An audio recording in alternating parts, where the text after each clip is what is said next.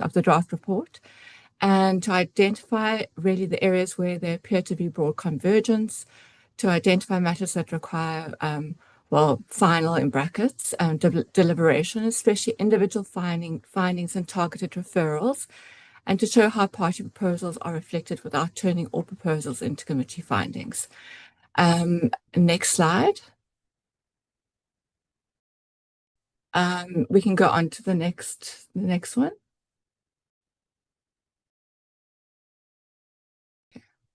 So the approach to the findings and recommendations is that the committee is an oversight body. It's not a court or a prosecuting authority, and this actually shapes how we craft our findings and recommendations. The findings distinguish between established governance weaknesses, unresolved allegations, institutional risk, and matters requiring referral. A referral is not a finding of criminal guilt, civil liability, or disciplinary culpability. Where the evidence was incomplete, indirect, classified, and therefore the committee didn't have access, contested or not tested with the affected person, the report uses cautious language. Recommendations identify what should happen next and which institution should act. So the broad areas of agreement. In fact, there was really a lot of convergence. There is a need for clearer executive operational boundaries in policing. There's a need for better governance of specialized units and task teams. There's a need for improved docket control, case continuity, and evidence safeguards. Crime intelligence needs requires reform, including looking at the vetting, access control, funding, and oversight. Procurement and conflict of interest controls also require strengthening. Interagency coordination between SAPS, DPCI, IDAC, IPID, and MPA is fragmented. And I'd like to put in brackets there, like sometimes hostile. Whistleblower, witness, and internal reporting mechanisms require improvement, and Parliament requires a structured mechanism to monitor implementation. Next slide. Okay, so the findings, I'm just going to quickly run through the findings 1 to 4. Governance, that deals with governance, the directive itself, the task teams, and dockets. That was the PKTT dockets. So finding 1, the evidence disclosed systemic governance weaknesses, not only an isolated administrative dispute. The second finding was that the 31 December 2024 directive was issued and implemented through a materially deficient governance process. Finding 3, governance of specialized units and temporary task teams is inadequate. Docket control, this is finding 4, docket control, case continuity and evidentiary safeguards require strengthening. And so the deliberation focus there, does the wording capture the directive, the PKT status, the docket transfer, and operational continuity concerns sufficiently well? Next slide. Findings 5 to 9. These deal with the crime intelligence, procurement, and informal influence. So findings 5 and 6 are actually they deal with crime intelligence. So crime intelligence is affected by serious structural integrity vulnerabilities. And findings 6 deals with its funding, its classification, the issue of classification, and oversight arrangements, which do not provide adequate assurance. Finding 7 deals with leadership, delegation, discipline, and command governance processes, which require strengthening. Finding 8 deals with the Medicaid 24 procurement process, which was affected by serious irregularities and control failures. Finding 9 deals with informal influence and improperly managed relationships which have created institutional integrity risks. So the deliberation focus here is the draft report firm enough on procurement and relationships without overstating culpability. The next slide, sorry. Findings 10 to 70. Here we deal with institutional risk, oversight, and public trust. So finding 10 deals with a serious vulnerability within the criminal justice system to organized crime influence, which was disclosed, but there was no finding of a single controlling cartel or cartels. Finding 11, the interagency coordination is fragmented and insufficiently regulated. Finding 12, the MPA and IDAC safeguards require focused assessment. Finding 13, police accountability and civilian oversight mechanisms require strengthening. Findings 14 and 15, internal reporting, witness protection, and whistleblower protections are inadequate. Findings 16 and 17, parliamentary oversight, implementation, follow-up, institutional culture, and public confidence require attention. Next slide. Now, finding 18, and I think this will be likely to be the main area for final deliberation. Finding 18 is deliberately differentiated rather than uniform. It deals with individual accountability and referrals. So some individual matters support governance or accountability findings. Some matters are serious but unresolved and are therefore referred for assessment or further assessment. Where a person did not testify, the report avoids adverse findings and records the limitation. Where evidence is disputed or indirect, the report avoids findings of guilt and identifies what must be verified. Next slide. Okay. So individual matters that are likely to require deliberation. With Minister Nkunu, the directive, the Mkhwanazi relationship, executive accountability and the limits of the evidence. Lieutenant General Sabir, the dockets, directive implementation, the Mkhwanazi, Mkhwanazi and the relationships, and Mkhwanazi and the alleged false affidavit, the Rolex issue. General Masemola, command accountability, directive response, and Medicare 24 warning. Mr. Mkhwanazi and Mr. Mkhwanazi, the Medicare 24, access to officials and SAP's information, payments, claimed influence, and crime intelligence links. Mr. Chele, the Mkhwanazi allegations, alleged payments, intervention, and hearsay limitations. IDAC, MPA actors, the mandate into agency safeguards, independence, and case handling concerns. And then members, private individuals, persons not heard, and that looks around classified information, private investigative conduct, and evidentiary limits. Okay, next slide.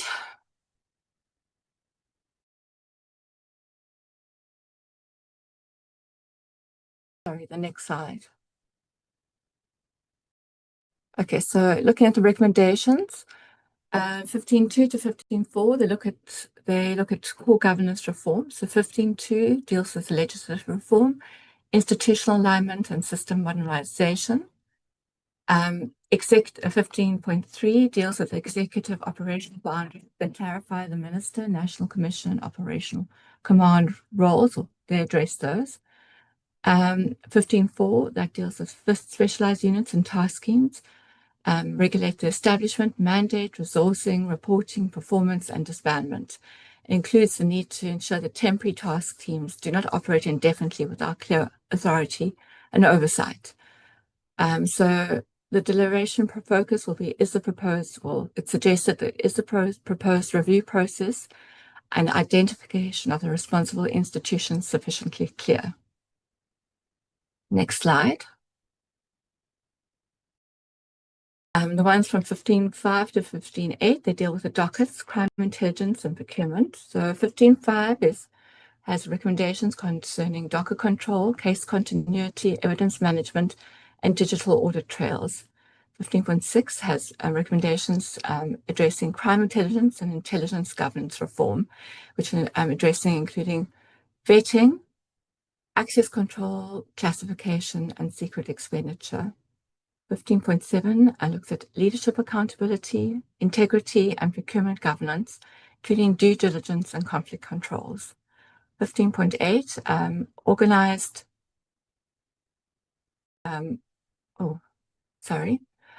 organized, 15.8 deals with organized crime infiltration and institutional resilience. And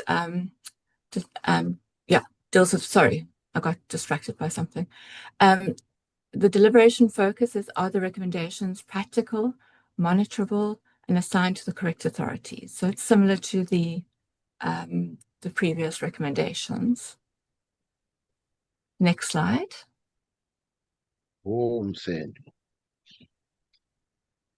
So Recommendations 15.9 to 11 address coordination, the MPA, IDAC, and the IMCs. So 15.9 has recommendations concerning operational coordination, case flow, and interagency clarity. 15.10 has recommendations to strengthen the MPA and IDAC, including its independence. Yes, accountability, operational and financial, funding, capacity, safeguards, and legislative review. The MPA Act should also consider the Minister of Justice and Constitutional Development's final responsibility, executive responsibility, and safeguards against overreach or interference. So this is the same executive operational, or similar to the one in policing. 15.11 is the interministerial committees. We clarify the terms of reference, reporting, records, and limits of operational authority. Here, the deliberation focus is again, executive accountability must be preserved without compromising prosecutorial independence. So we're suggesting that is really the focus. 15.12 deals with police accountability, IPID, civilian oversight, and institutional integrity. 15.3, whistleblower and witness protection, including a threat assessment and support. 15.4, institutional culture, discipline, ethics, and public communication. 15.5, the parliamentary monitoring, disclosure, and reporting duties, including an implementation tracker. This also addresses the classified information access and the need for a clearer parliamentary mechanism involving the JSC where required. The next slides. Okay, here, this is where I think the members will probably want to do most of the deliberations. It's 15.16. The targeted referrals. The section deals with matters that require assessment by competent authorities. It should identify the issue, responsible authority, records to be assessed, and the reporting route back to Parliament. So there's a loop. It should not prejudge criminal, civil, or disciplinary liability. It should prevent conflicted persons from controlling the response to referrals involving them.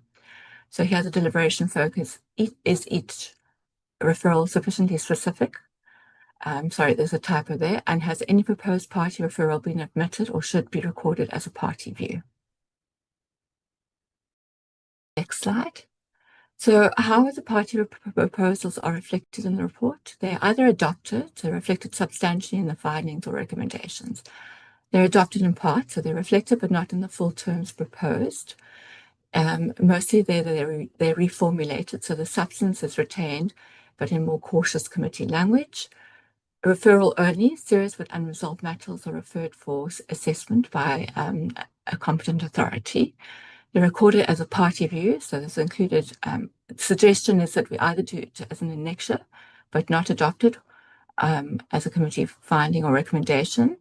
They're not adopted, unsupported, untested, outside mandate, duplicative, or requiring separate process, or if there's formal dissent, they're recorded separately if submitted by a party. Next slide.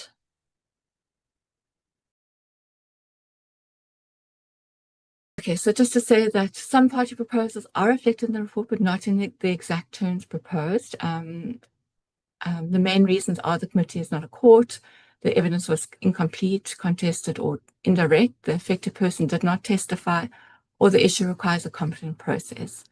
Where appropriate, the report treats the matter as a limitation or a moderated finding, a referral, or a party view. That doesn't mean that the issue is unimportant or it's not reflected. It means that the committee has avoided making findings that the record cannot safely support. Next slide. Okay, so the non-adopted or moderated views around individual culpability. Minister Mkhwanazi, the report finds executive accountability unresolved integrity concerns, but does not find a proven corrupt agreement or cartel instruction. Around Lieutenant Sibia, the report finds serious unresolved issues and referrals, and makes referrals, but does not find that he acted for Mr. Mkhwanazi, Mr. Mkhwanazi, or an organized crime network. Mr. Chair, the allegations by Mr. Mkhwanazi and the Rolex false affidavit issue are referred or assessed cautiously, but there's no finding of corruption, perjury, or extortion. Advocate Johnson, IDAC, the report recommends institutional assurance and oversight, but does not make a personal, criminal, or disciplinary finding against Advocate Johnson. Honourable Adams and Honourable Kola Barnett, the concerns about sensitive information are recorded in the report, but no concluded finding or unlawful disclosure is made. The next slide. Major General Khan, and these are persons who weren't heard or the evidence was not tested. So Major General Khan, the report records that his absence limited the committee's ability to resolve allegations concerning him, but no adverse finding is found. Mr. Malefe and Mr. Mamela, the report does not describe either person as a cartel or syndicate member unless established by a competent process. Commissioner Julius Mkhwanazi, the report does not make a criminal or disciplinary finding, but supports verification of existing mechanisms or investigations or complaints. Mr. O'Sullivan and Ms. Trent, the report records concerns about private investigative conduct and access to information. Specific matters are referred to only where capable of verification. And note that late, incomplete, or unauthenticated material is not used as a sole basis for adverse findings. Next, non-adopt, again, the institutional claims. It's the issue around the single cartel or syndicate control. So the report makes serious organized crime finding recommendation around the serious organized crime vulnerability, but does not find one controlling cartel across all the institutions. Around judicial, prosecutorial, or IDAC capture, the report identifies institutional risk and safeguards, the need for safeguards, but does not make concluded capture findings against institutions or named individuals, officials, all informal social contact as corrupt. The report treats unmanaged relationships as integrity risks, not as proof that every contact was unlawful. Around crime content intelligence allegations depended on access to classified material, which the committee didn't have.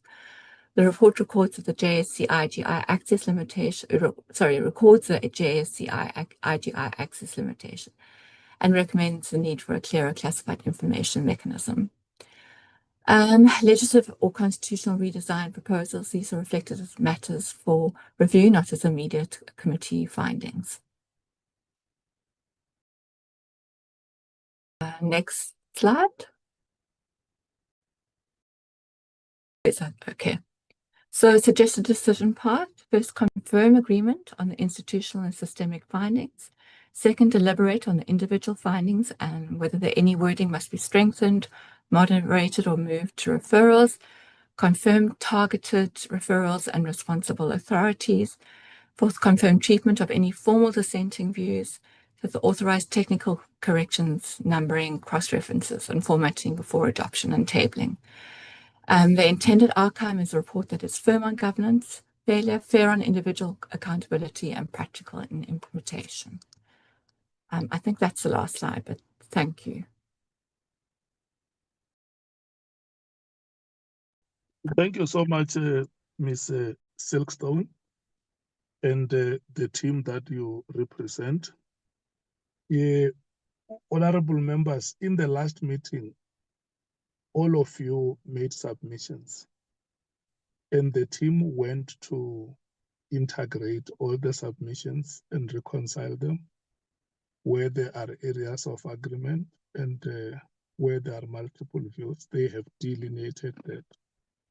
So what I'm going to do now is that we are going to rotate amongst the members. I'm going to call you one by one so that you make your observations. If there could still be any other points that you raised, in the last meeting and they are missing, you bring that to the attention of the meeting and the content team.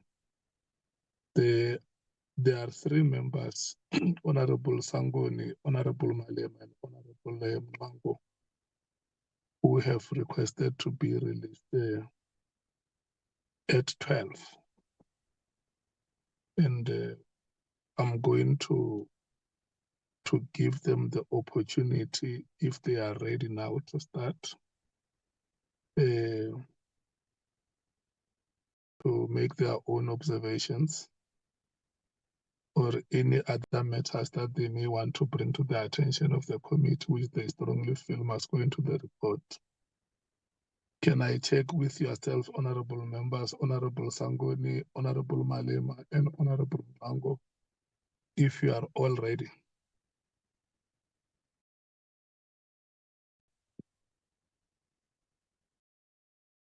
Honorable Sangoni, are you Thank ready? you. Thank you very much, Honorable Chairperson. Just for a moment, I'm taking your level of readiness. Are you ready? Yeah.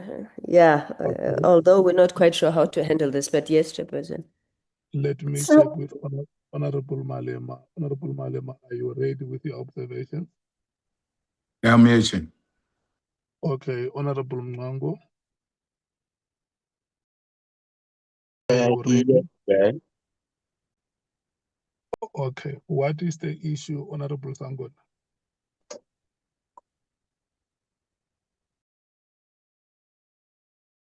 Chairperson, I suppose the issue is that this would be the 3rd time that as the African National Congress we would be contributing to this process. You'll remember that we would have submitted our written report, which the team was expected to go and consider and include. The second time was in the physical meeting that we had at Good Hope Chambers, I think a week or 2 ago. Now we're coming back, and while we don't expect that each and every single recommendation that we would have made would necessarily find itself into the document, but we believe that a lot of what we would have put forward for consideration has either not been captured at all without any reasons given for why it is not captured. If you look at the presentation that we just got, it indicates how recommendations or findings proposed by parties would have been treated. But I don't know what the basis of either rejecting or not including recommendations would be, because we did not necessarily deliberate as members and agree to remove or to include a particular finding or recommendation. But Chair, also we get the comment that is made about how some recommendations would have been moderated. In our view, we would even go so far as to say they have been diluted. As the ANC, we took particular attention to ensure that we don't make findings of culpability, of guilt, couched it in oversight terms, but still those recommendations have been diluted, Chair. I'll give you 1 or 2 examples. One of the issues that we had raised, and it bothers us very much the way that these matters have been captured, would have been on the issue of the classified information that was in the possession of Honorable Kola Barnard as well as Honorable Adams. Now, if you just read the draft report that we have been given, it seems to create doubt on whether this information was classified or not, whereas in the evidence, it was very clear from General Khumalo and I think 1 or 2 others that this information is indeed classified. And we had made a specific recommendation there around a referral to the ethics committee in relation to the 2 members who had possession of that classified information, as well as an assessment by the JSCI. Now, when you read the recommendations, there seems to be no view in that matter, and it's couched in very, very, very, as I said, diluted terms. Whereas if you contrast that, for example, with the findings that are made against General 𝐻𝐻𝐾𝐿E, which seem to impute criminal liability and are calling for a direct criminal investigation against General 𝐻𝐻𝐾𝐿E, the same caution that is used in the case of the two MPs is not there. So there are quite a few issues for us, Chair. If you go through, for example, some of the recommendations we had made around legislative amendments, I'll use the example we had made about a separation between the administrative as well as the police functionality of the SAPS, where we had a direct recommendation that the Civilian Secretariat for Police should be the accounting authority for the SAPS, and that you should retain the National Commissioner as the operational head of the police service, not responsible for administration. Again, such recommendations, which are quite straightforward, which we don't believe go into the terrain of making any findings outside of our scope as Parliament, they are not captured. And then there's quite a number of them. So I'm not sure, Chair, if what we are now trying to do, I don't think it serves any purpose for us to restate the recommendations that we had made, or do we then go into what perhaps the committee staff would have considered areas of disagreement and maybe resolve those ones? I think we'll probably need to take guidance from yourself in that regard, Chair. Thank you very much. Yeah, this is what I said in the opening remarks, that I allow members to bring any matter, especially that when we adjourned last time, we said the next meeting or the following meeting will be the meeting to finalize the report. So if you have a very strong feeling that there are matters that you have raised not once, but several times, and those matters are not in the report, you have to raise, you will do justice for yourself if you raise those matters in this meeting. Because my understanding, honorable members, is that once this report is finalized, even before we send it out to the affected parties like we have agreed, it still has to be shared with yourselves. You see it. And then once you have okayed it, we can send it out. Does that give you comfort, members? Yes, thank you, Chairperson. Yeah. So I'm going to give you an opportunity to make your observations on the report. Even if you want to start with the introduction, you say anything you want to say, from the book of Genesis to the book of Revelations. Okay, thank you, Chair. Maybe let me start, and then other members of the ANC will come in, Chair. Chairperson, the first one was on the issue of on the directive on the ports of entry. I think that we had made a number of observations regarding that issue at the ports of entry, but we had a specific recommendation around the vetting of all SAPS members at the border posts. But also we had called for a clarification of responsibilities between the Border Management Authority as well as SAPS at the borders. So we would want to see that recommendation there. We don't think that the recommendation 15.12.19 captures it correctly, and we think that that one has been diluted in a sense. On the issue of on the issue of the PKTT, now I think it is in recommendation 15.4.7, where there's a general or even abstract format that calls for the review of specialized task teams. Our view is that we were dealing specifically with the PKTT during the ad hoc committee, And our recommendation is clearly on the PKTT in terms of the auditing of its finances. So we would not want it to be just a general recommendation in that regard. We are recommending that the finances of the PKTT be audited, and then the Portfolio Committee on Police then be provided with that audited report once it is done. On the issue of executive powers versus operational powers, again, the recommendation we had made was quite specific, in which case we were calling for the Public Service Commission as well as the State Law Advisor to tighten the distinction between ministerial powers versus operational encroachment or operational directives, in which case we think that a very clear direction must be given in that regard. The current report, I think it's at 15.3.1, speaks about amendment of the SAPS Act, which, as we all know, could take a bit of time to do that. Hence, then we were proposing that in the meantime, at least some authority is established in that regard. Then on the issue, Chair, I'm just looking, Honorable Nwala will also come in.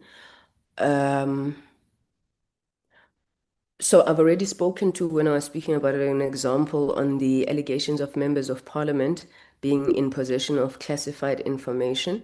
We disagree with the finding in the report that the evidence did not support a notion that the information was classified, because we do believe that that General Khumalo in particular testified to the fact that that information was classified.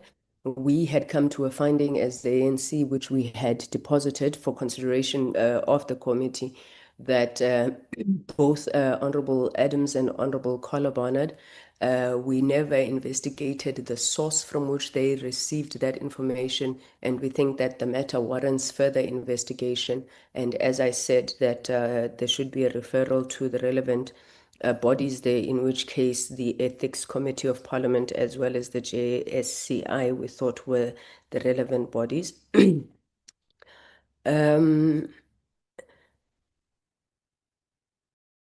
Sorry, Chairperson. Then the next one was on the Secret Service account of criminal intelligence. We had made a recommendation, firstly, that the state on criminal intelligence instability and vetting capacity, firstly, we had recommended that the state should establish an independent security vetting and integrity testing agency. The reliance on SAPS itself as well as SIU, we found that during the proceedings seemed to be slowing down the process, and therefore there should be a standalone security vetting and integrity testing agency. That has not been included, and we would wish to raise that matter again for consideration. And then we also asked that there must be an explicit independent forensic investigation into the SAP Secret Service account. And in that regard, that the reporting or the accounting for the Secret Service account should fall within one body. And in this case, we had proposed the JSCI instead of being split between police as well as JSCI, given the fact that sometimes issues between the two are not able to be seen, and police in particular does not have line of sight of all the items. Chairperson, can I stop there because my voice is failing me, and maybe check if Honorable Nwala could please come in on the rest of the issues.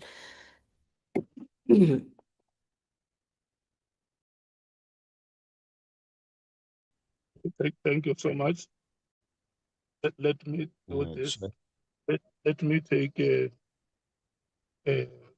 Honorable Malema. Like I said, Honorable Malema, followed by Honorable Malema. And then I will come back to you, Honorable.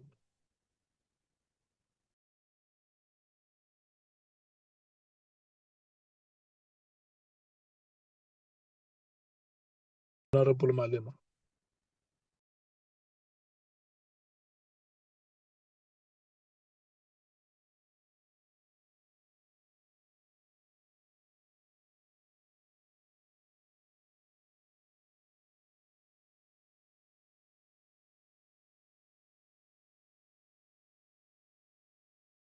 Honorable Mncwango.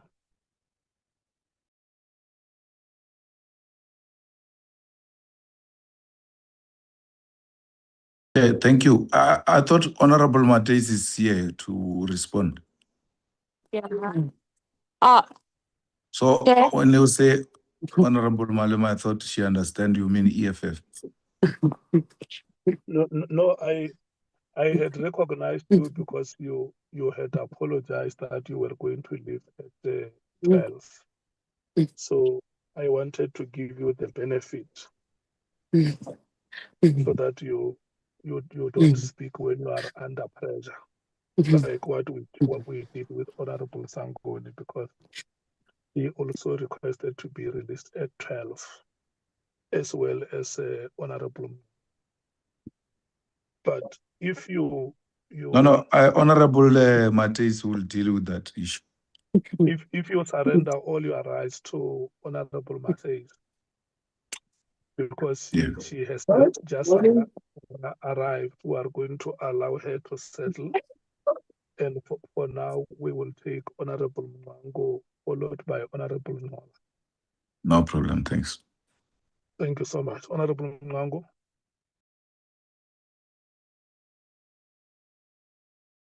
Well, thank you, Honorable Chairperson and colleagues. Well, so far there isn't actually any substantial, issue that we would like to raise in respect of what we had actually submitted. We feel that the issues that we raised and recommended on are sufficiently covered. Honorable Chairperson. But we will actually come back if we feel that there are some issues that we would need to tighten up when that opportunity arises. Thanks, Honorable Chairperson. Okay, thank you so much. Honorable Nola. Thank you so much, Chair. Chair, I'm also down with flow. I think let me take from where Honorable Sangoni left. I think a part of what we had raised in the last meeting is the issue of the coordination of the law enforcement agencies so that they eliminate duplications where necessary. Another issue, Chair, that would have raised is an issue of IPID that should recruit and train investigators independently from the Hawks and SAPS. That the Portfolio Committee on Justice should also look at the NPA Act, specifically Section 27 that deals with the referrals to IDEC. We have said the crime intelligence must also investigate the circumstances that has led to Mr. Adams having an intelligence information. There must be a further investigation into how did such kind of information get leaked in the manner that it did. We've also said, Chair, that Patricia Mashele must also be investigated on how they coordinated and shared information that was not supposed to have been handled by them.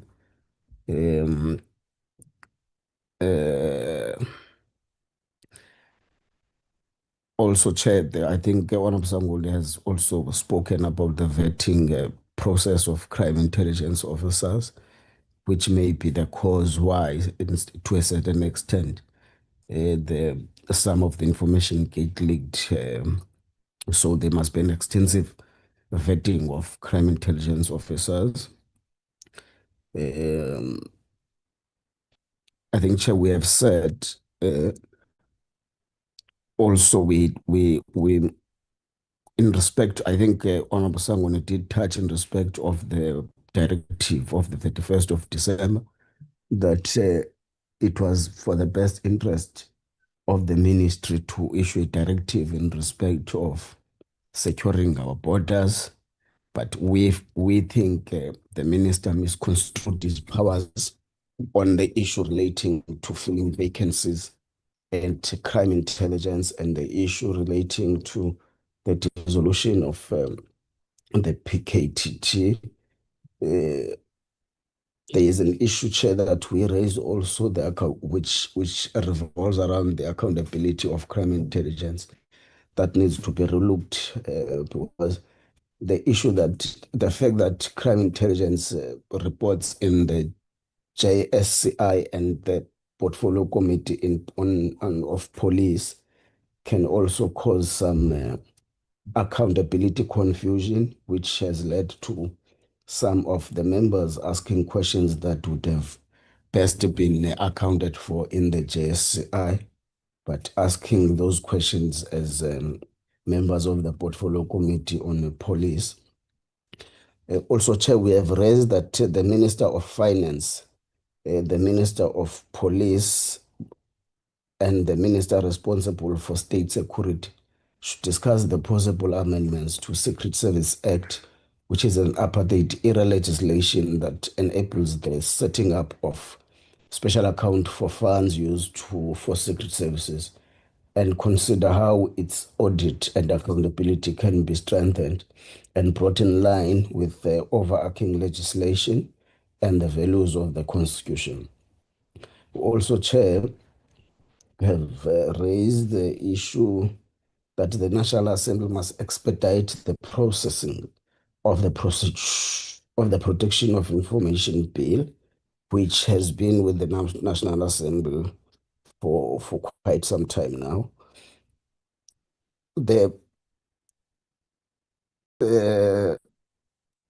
Yes, Chair, I think those are the issues that, okay, we're saying, Chair. Okay, Chair. I'll come back again for other further issues. Thank you for now. Yeah. I have said that the flu is a common occurrence in winter. It must not put you under pressure to a point where you threaten yourself thinking that you are sick. It's just a normal way that is slipping across, and then it too shall come to pass. So in case you may have any other matter that you may want to come back, you can always alert the chair. And yourself, Honorable Sangoni, Honorable Malema, and Honorable Mango, if your time comes and you feel you want to leave, and there is something that has come up, you want to raise it with the meeting before you leave, you are always welcome. Can I move to, before the DA, let me check if honorable members from the MKP would have arrived. Good morning, Honorable Skosana. Good morning, Chair. Yeah, thank you so much. You are welcome. When we started, you were not here. And yes, but I've logged in, Chair, but I could not say anything to say I'm already in. I thought you can see that on your phone. Yeah, the chairperson wants to give you time to speak now, but because I'm a benevolent chair, I may have to check with you first if you are ready, or you want us to take one or two more rounds before we come to you. No, I'm ready, Chair. We can start. We're on an item where we're making observations on the additions that members would have made in the last meeting, physical meeting, and the written submissions that they have made. In case there is anything that you would have submitted and you feel that is missing in the report, or it is captured in a way that you may need it to be strengthened, you are allowed to do so. And I have also said that because we are likely to finalize this report, the final draft of which will still be made available to members after the meeting, before it is sent out. If you may want to reflect on other sections, even those that we would have dealt with previously, the chair allows you to do so. It's your time, Honorable Skhosana. Thank you, Chair. I think some of the things which we've made inputs are not captured at all, Chair. I'm just going to give you a simple one. 13.6.14, Minister Mkhwanazi relationship with Mr. Mkhwanazi. We made it very clear that Minister Mkhwanazi initially had a public denial, on the minimization of his associate with Mr. Mkhwanazi, which is difficult to reconcile with the longer political association and regular communication subsequently acknowledged. The evidence support the concerns that the parliament was not given a complete or accurate account of the relationship when the issue was first raised with him. And that is not captured. If you go on that, our submission from A to D, it's not captured at all. In fact, when I read this today, I must say that I'm disappointed to say that the least, that what I'm seeing here, Chair, I'm just going to be short for this round. I'll come back at a later stage. But let me just go back to the slide. In fact, everyone here is exonerated, Chair. Let me put it like that. This report, everyone is exonerated here.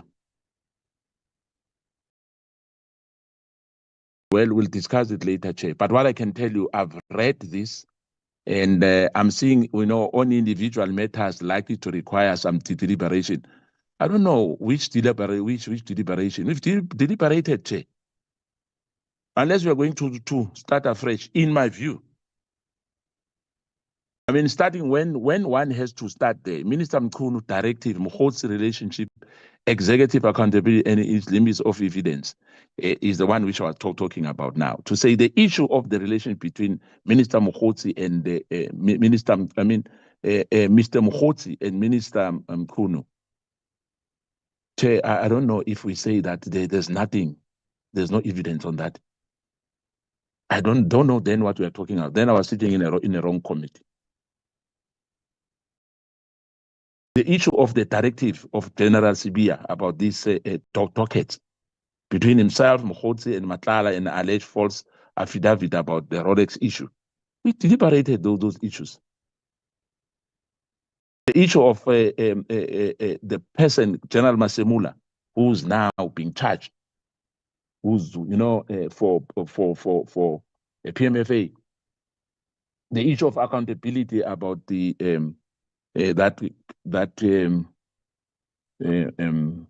contract of Ket Matlala, that we are still going to deliberate that. I mean, all the names here, in my view, in my view, I must put it like that, and as Umkhonto with his party, I'm shocked, Chair, that this report, it's like that we're not discussing anything. We still have to deliberate issues. I mean, we've spoken about all these men and women here, but it looks like we are going back, Chair, again. The issue of IDEC as well. When you go to that slide, that the judicially, prosecutorially, or IDEC capture, the report identifies an institutionalized risk and safeguard required, but does not make any concluded capture findings against institutions or named officials. No, Chair, I disagree. We made our input. We have deliberated in the ad hoc committee for months. Now, if we are still saying all these things here, non-adopted or moderate views, institutionalized claims, I'm singling out 𝐻𝐸𝐫𝐷𝐸𝐶. I'm singling out 𝐻𝐸𝐫𝐷𝐸𝐶 here. It can't be true.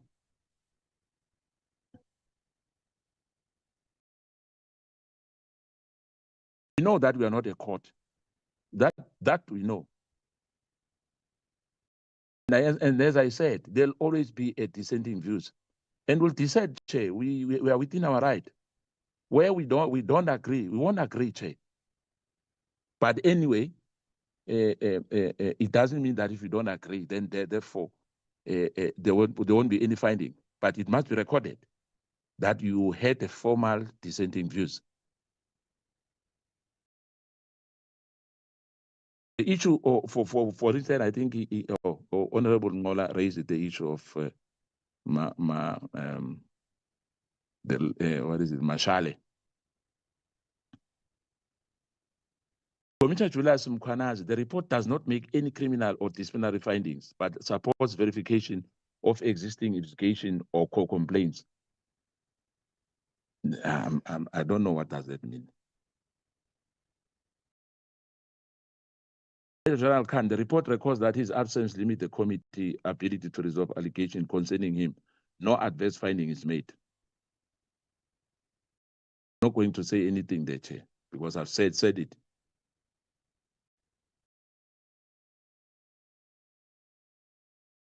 Mr. O'Sullivan and Mr. The report records concern about private investigation conduct and access to information. Specific matters are referred to only where capable of verification. I went to that report, and I think if one goes deeper into that report, much as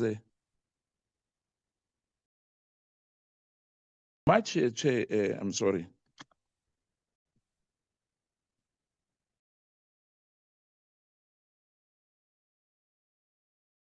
I'll come back to it. Thank you.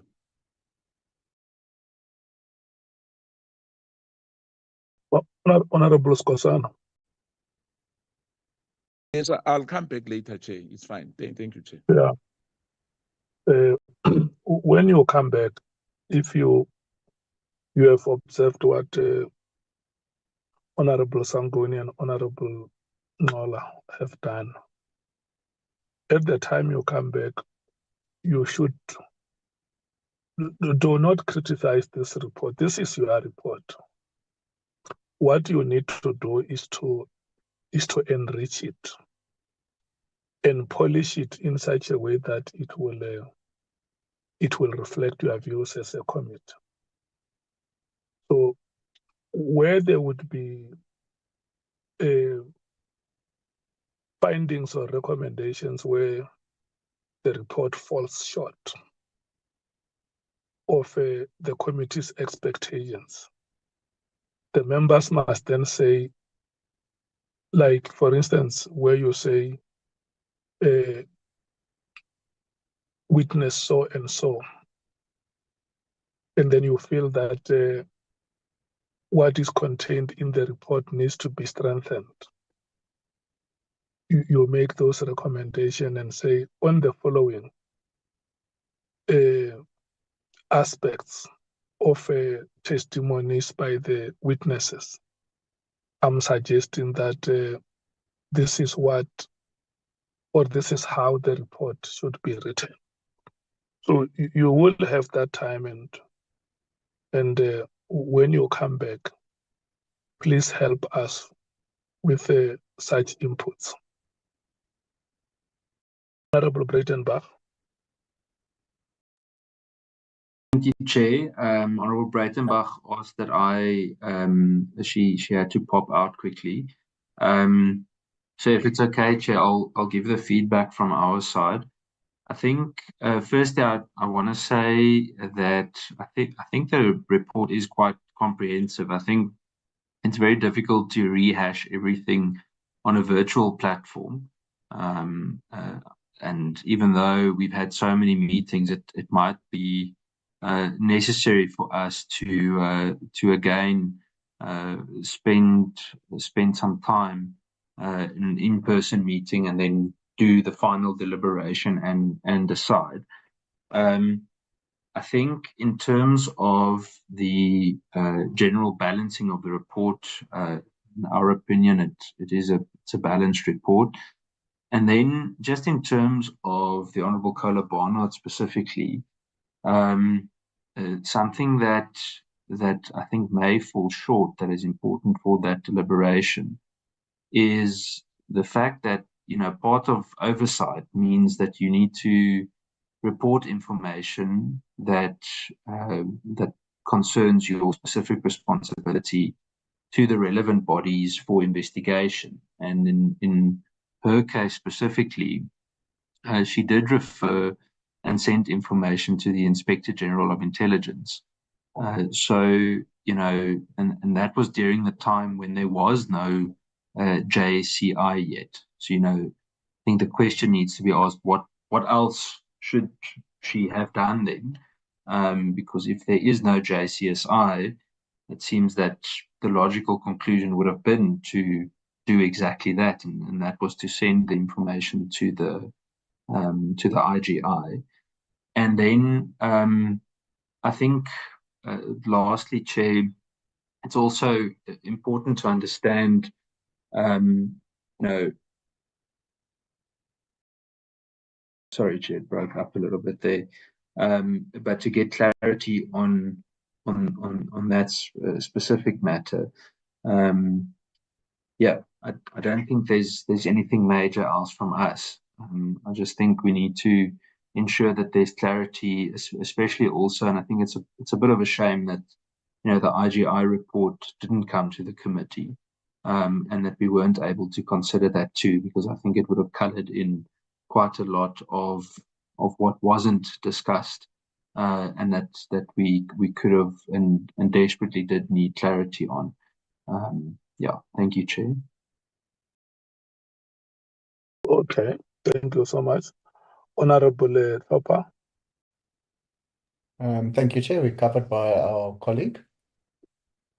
Okay, Honorable Kola Barnard.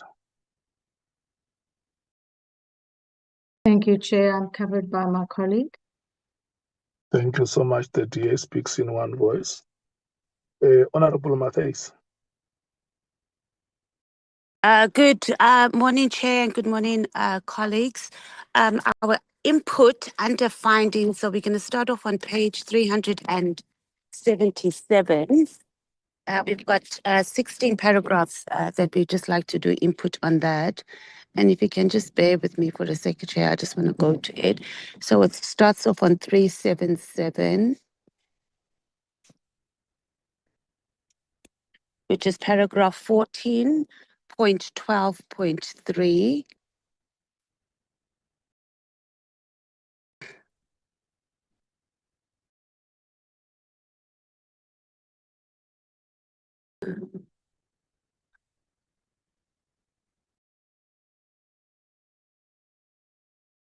Now let's start off with page 367, Chair, and then it's paragraph 14.2.2.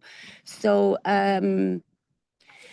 this is a very watered down paragraph, and I think the evidence does establish that there was erosion in our criminal justice system. So it must be replaced. We must replace that there was disclosed evidence that there is an erosion, rather than saying that there were vulnerabilities that could have led to politically connected or criminal actors. I think it is established that there has been an erosion that allowed the system, or our criminal justice system, to be exploited. And I think that must come out more clearly, rather than us referring to it as vulnerabilities that could have led to the system being eroded. And then also on 14.2.3, we left out, we ended at the NPA, so we need to add the judiciary in on that as well. on the finding 2, which is 14.5, and it's page 368 that goes on to 369. It must be clear that the directive was irrational, and that paragraph does not capture that the directive that the minister issued was irrational. It's also just very watered down. And then we go to paragraph 14.5.4.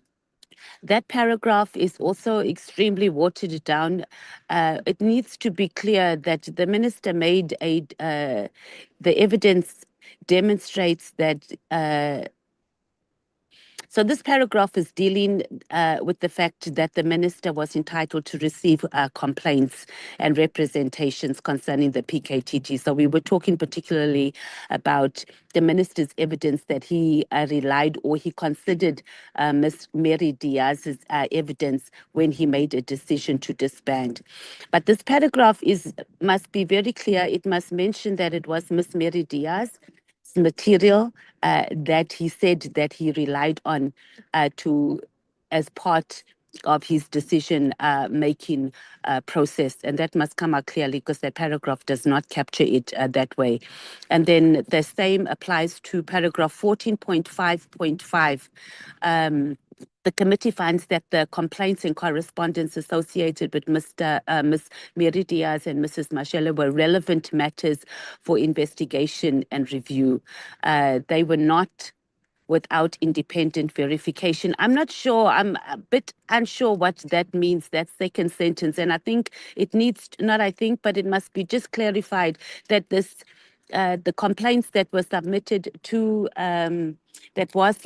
was not independently verified. And for the minister to make such a high-end a decision on disbandment based on an independent submissions from citizens was not a sound decision at all. So that needs to come out much more clearly in that paragraph. And then we move on to paragraph 14.6.2 that says the available evidence was insufficient to determine conclusively the PKTT's overall strategic impact. That's not correct. I think the evidence, and we must come out, there was sufficient evidence, and there was probably only one or two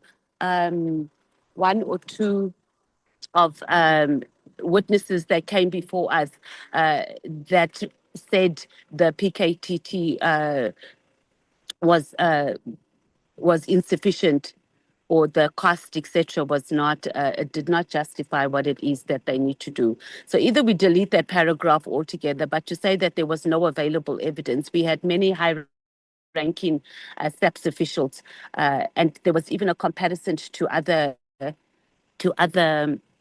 task teams that were there, and they gave us quite a comprehensive input in this regard. So there was evidence to support that it was an impactful operation. We do support the ANC, though, that there needs to be an audit on the finances of the PKTT in that regard. Then we move on to 14.8.3. Where they talk about the moratorium on the appointments in the crime intelligence. So the way it's worded, it's also very high-end, and it says broadly framed. The moratorium was not broadly framed. It was very clear what needed to happen, and it must come out clear in this paragraph that it contributed to the existing instability, which is what we are saying. But we must say further erosion, because it wasn't just instability. When you just stop the appointment in the crime intelligence department that is already unstable or was suffering high levels of instability, we were eroding that. So it needs to be very clear that decision, it was also a very irrational decision for the minister to make in that regard, and it's not coming out clearly. And as Honorable Kosana was saying, we've been taking a very high-level approach and saying it may have, could have, but we couldn't have sat for so many months to come up with the report that says may have and could have, and we need to be very clear in that regard. On paragraph 14.9.3, it says here the committee did not receive a complete IGA and JSEI audit record. We didn't receive anything at all, and I think that must come out clear, unless we missed something, but we did not receive any evidence from the AGI and also from the Joint Standing Committee. So let's just be clear about that, which we also brought up in the previous meeting. And then we move on to paragraph 14.12.3, which is page 377. And this is in relation to the Minister Mkhunu and Mkhwanazi and Matala's relationship. And it said it created a reasonable appearance and risk, and that resulted. This is not what we sat through all these months to say that it created a reasonable appearance. It was an improper influence because of what was involved, and that must be clearly stated. It must be clearly stated in this paragraph, not a reasonable appearance. It wasn't an appearance, it was an improper influence in that regard. And that's our input on there. And also on 14.12.5, this is also on Mr. Mkhwanazi's approaching the senior officials concerning the facilities and that Medicare 24 tender. This paragraph must be reworked. It did not create a risk. It was an improper and it was an irregular influence on SAPS officials. And we knew that those SAPS officials came and they explained, some got birthday presents, etc., and attended parties, etc. So their names must also be listed here, and it must be stated that it was an irregular and it was an improper influence. We can't say that it appeared to be in that regard. The same when we move on to paragraph 14.12.6, which is page 378. And this is dealing with the relationship. You know, this whole report in regards to Mr. O'Sullivan, Sarah Drayton-Trent, and Robert McBride is extremely watered down. So I'm going to start off with paragraph 14.12.6. And this must be reworded to clearly state that the relationship that was between the then IPED director, Robert McBride, O'Sullivan, and Trent, it was improper and it was irregular and it warrants criminal investigations. And then obviously that must be one of our recommendations that, I mean, obviously I think there are cases that are currently open in this regard, but our report must also be given to them that we found that the relationship was improper, it was irregular, and it warrants criminal investigations, and that's exactly what must be done. And then on the paragraph of 14.12.7, and this was the communication that Honourable Saul's reported to the committee in the presence of Mr. O'Sullivan, that he had sent him a message the previous night, from what I understand. So we can't write here that alleged contact between. It wasn't, he didn't deny it, and this whole paragraph must be reworded to state that that is what is exactly what happened, and it must be referred to the Speaker's office, because we can't say that it requires further assessment. It doesn't. It was there. We all saw it. We all heard it. He was there. And it must be clear that there must be action taken against him sending those messages to Honourable O'Sullivan, Honourable Saul's, rather to do that. Also, the whole matter of our engagement with Paul O'Sullivan is not properly captured in this report. And while I do appreciate that we can't capture or include everything, we have put our recommendations forward, and none of the committee members has rejected that from our very first engagement with Paul O'Sullivan, it must be here, and the extent that we had to go to, including his walkout, and his name must be mentioned here very, very clearly, including the accommodation and all those requests that he made, how he walked out, also how he insulted one of our honourable members here in the committee. That must be captured in the report, and not as a high end. It can't be that we can let people off the hook in that regard who showed such utter disrespect to the process of this committee. So that must be, and we can't keep telling the content team to capture this, and we keep getting back a very watered down approach.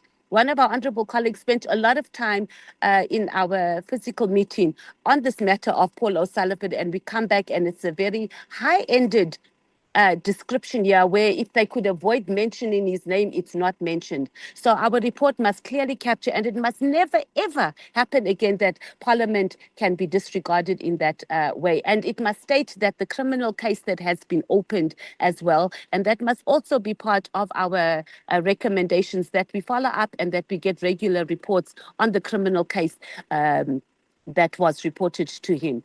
Subsequently, also one of our honourable members put in that he had sent another message to him after our deliberations. So we must also look at how we're going to capture that in our report, and perhaps also this must be referred to the Speaker's office, that it might be also added to the existing case that we had. It can't be that that man can just run around this country and treat Parliament in the manner that he has. And then we move on to paragraph 14.3.2, and this is that the committee does not find sufficient evidence to support or to identify the big five. I think the last sentence in this regard that says such allegations require independent investigation. Independent, what do we mean by independent? It requires a high-level criminal investigation, and that is exactly what it must say. Once we say independent, we mean independent from what? So this is a matter for SAPS or one of those criminal justice departments to deal with. So that must be properly captured. And then we move on to 14.4.2, and this paragraph is also dealing with the issue of Paul O'Sullivan and Sarah Jane Trent, and them being private investigators. This is also a very watered down paragraph, and the submissions that we gave, it must be clear, their names must be mentioned here. The name of that company that they work with, that is registered, I think it's Forensic, I can't think of the name offhand, and I haven't, or it's not captured here in my notes. But it must be captured here, and it must be reworked that we are referring to Paul O'Sullivan and Sarah Jane Trent in this regard. And it must clearly capture their involvement with policing functions, particularly in iPad, and that it warrants irregular an improper relationship, and it also warrants criminal investigations. This paragraph is way too watered down to deal with what the evidence that we heard before the committee. And then on paragraph 14.5, this paragraph is dealing with the equipment, and it's talking about our borders. And our honourable colleague also dealt with that, on that everyone who works on our borders must be properly vetted even before they go there, and we support that. Beyond that, the report currently states that the committee does not find that a particular equipment deficit. It's not true. The committee finds that there's not a single person who was asked about the committee said that there was sufficient scanners and other equipment for us to be able to have better control at our ports of entry or our borders. I don't know if ports of entry is the same as borders, because ports generally refer to the sea. So, but we'll be guided by the content team in that regard. So we need to replace this, that the committee finds that there is deficient scanners and other necessary equipment at our border posts. Lieutenant General Mkhwanazi was very clear. I think he said that there was only one scanner in the whole of the country to scan, and that covers scanning drugs and even human trafficking. And there's nobody that disputed that matter. So this must be clearly captured, that there isn't sufficient, and this deficiency of equipment and scanners does contribute to the high level of crime that we are experiencing at our borders, and that is a finding that we can make very clearly. We move on to, I'm not going to cover those that have already been covered. Under President Cyril Ramaphosa, paragraph 14.21.15, and that paragraph is, it must be reworked because it doesn't adequately capture that President Ramaphosa didn't immediately attend or address the matter that was referred to. And here we are talking about the report from the minister on the directive disbanding the PKTT, etc. So when you read the paragraph, it's there. So it should be reworked to say that that the president, he did not immediately attend or address this matter, and he also allowed it to spiral, and as the result, it also eroded public confidence in the matter. We also need to insert a paragraph here as well that is not captured, is that there's no evidence before the committee that President Ramaphosa dealt with the protected disclosure that was addressed to him by a high-ranking SAPS official, Lieutenant General Vuma, at that time. And it included very serious allegations against senior SAPS officials and also the minister of that time, Minister 𝐬𝐮𝐬𝐫𝐞. And the fact that the disclosure was not duly processed, it also contributed to the very prolonged suspension of Vuma. And she was on paid suspension right until she retired. And that should be clearly captured in the report or as a finding as well. And then on paragraph 14.21.22, and that's on page 391, we have there that Lieutenant General Mosikile's failure as acting minister to obtain legal advice or issue a sufficiently clear written command protecting active and court ongoing matters raises, and it says limited command accountability. We must not downplay this. We must just delete that word limited and just say that it raises command accountability concerns. And then we move on. I hope I'm going to wrap up very soon. Page 393 onto 394, which is paragraph 14.21.35. And this is regarding Mr. Mkhwanazi's separate allegations concerning his cash payments. Cash payments, interventions, and access were denied and remain unproved. They are serious allegations. They are. Here again, the word independent is used, and it warrants independent investigation. That must also criminal. We must replace it with criminal investigations, and we support that that we find the committee makes no findings of bribery or corruption. But I really don't think that's necessary because we can't make a finding in that regard anyway. But we are making a recommendation that it warrants a criminal investigation, and that must be clearly captured. And that applies same to under Mr. Paul O'Sullivan under paragraph 14.21.37. It also says that the complaints warrant independent, so we must replace that with criminal. And this is in regard to Mr. O'Sullivan captured iPad and impersonated iPad official. From what we understand, this matter is still, or it's under investigation by one of our criminal justice departments. But this is also something for Parliament and the Police Committee to follow up and get regular updates. And that also applies to �R𝐨𝐫𝐿 in the same regard of the impersonation, that it must warrant that.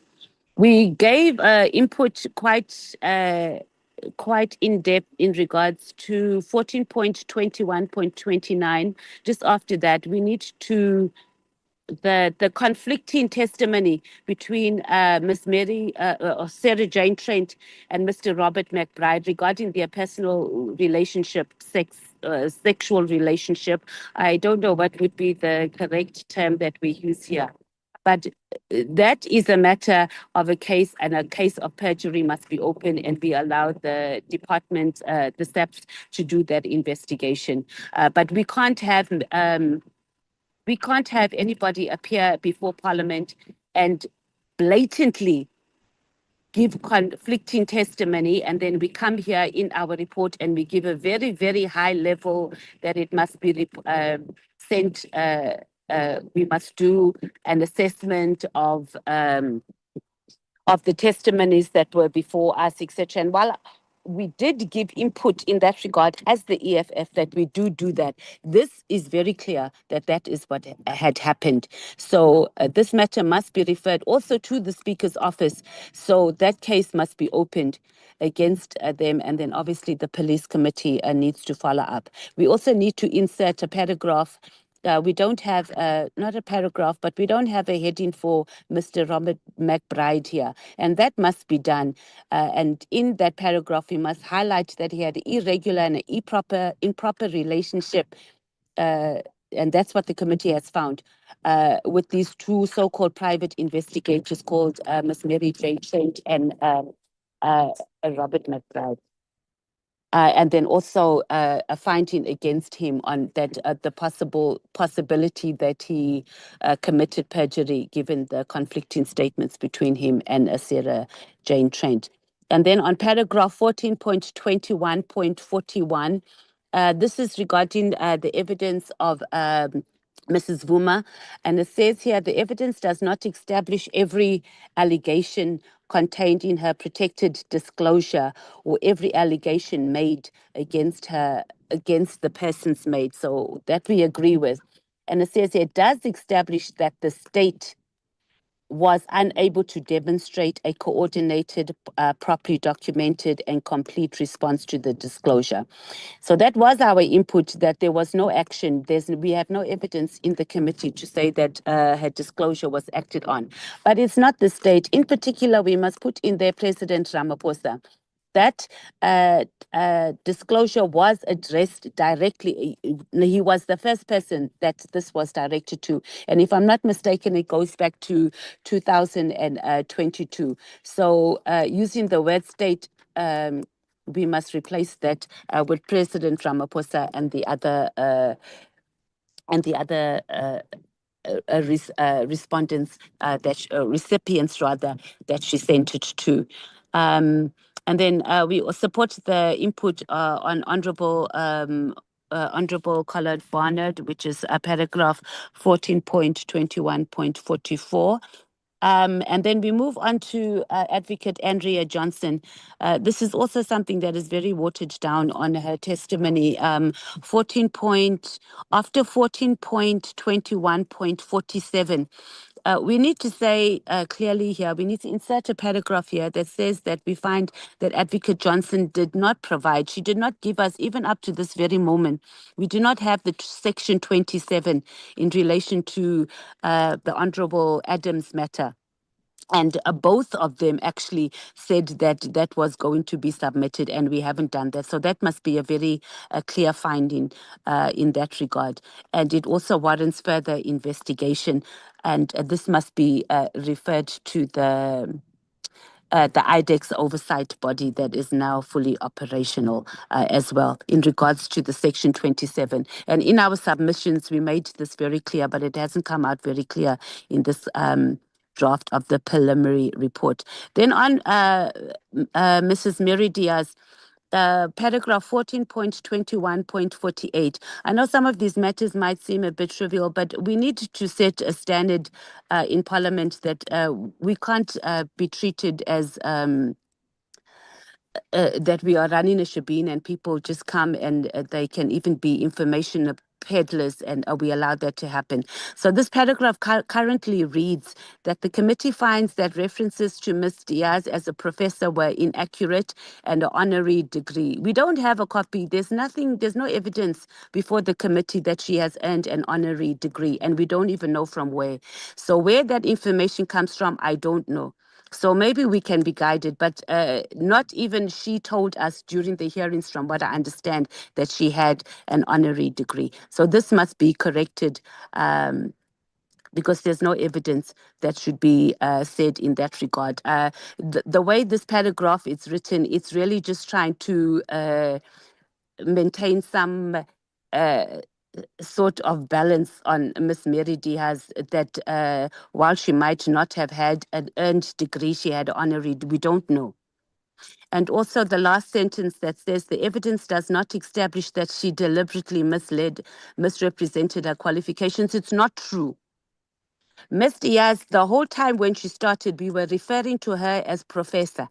She goes, she writes articles in newspapers, she does interviews, they call her professor.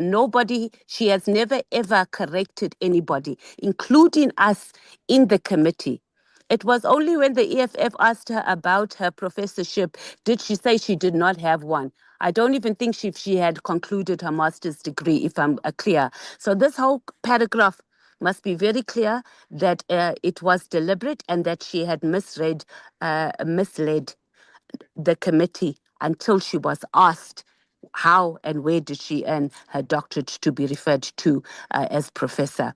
And then the same thing on 14.21.49. Her long-standing research and violence monitoring experience, there's no evidence except that she told us. So that is very incorrect to say that she had some long-standing research. If anything, the evidence of what she presented to us can actually be equivalent to her just being an information peddler. Because one of the honorable members even asked her, how do you verify? And she said that she doesn't verify. She just gets information. Next minute, she's writing articles, she's writing letters to everybody, like all the information that she has done has been verified. So this must come out very clearly, and this paragraph must be reworked, that there's no evidence before the committee that supports that she did any credible research violence monitoring. There isn't. And we can't put that in there that she has a long-standing research. We don't know. And she couldn't even tell us where she gets that information as well. And I think that concludes it on our input on the findings. And then we're almost done here. Just on the recommendations, when we start on, which is going to be page 401, which is 15.2.1. The National Assembly should request Cabinet to mandate. Actually, no, we don't need to address that. That has been sorted. Chair, bear with me. We're about to be done.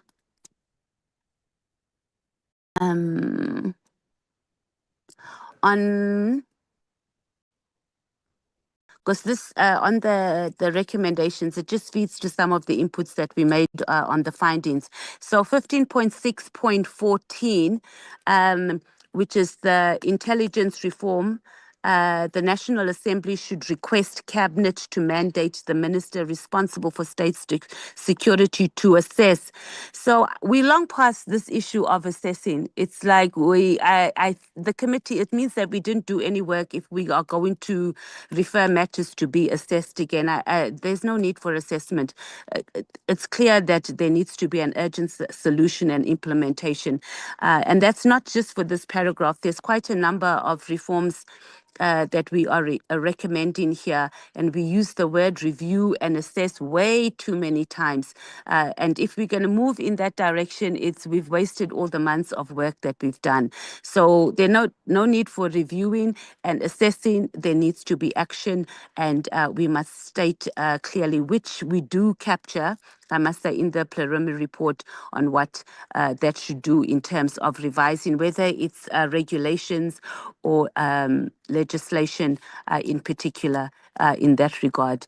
But this thing of assessment and review is extremely unnecessary, and it renders this committee very useless if we're going to go in that regard. And then if we just move to page 417, 15.8.4, and this is in regards to the letter that Lieutenant General Mkhwanazi submitted on Jeremiah Pim letter. This is also a very high-level paragraph, and it needs to be clearly stated that that whole letter and what it is that he said must be referred to the relevant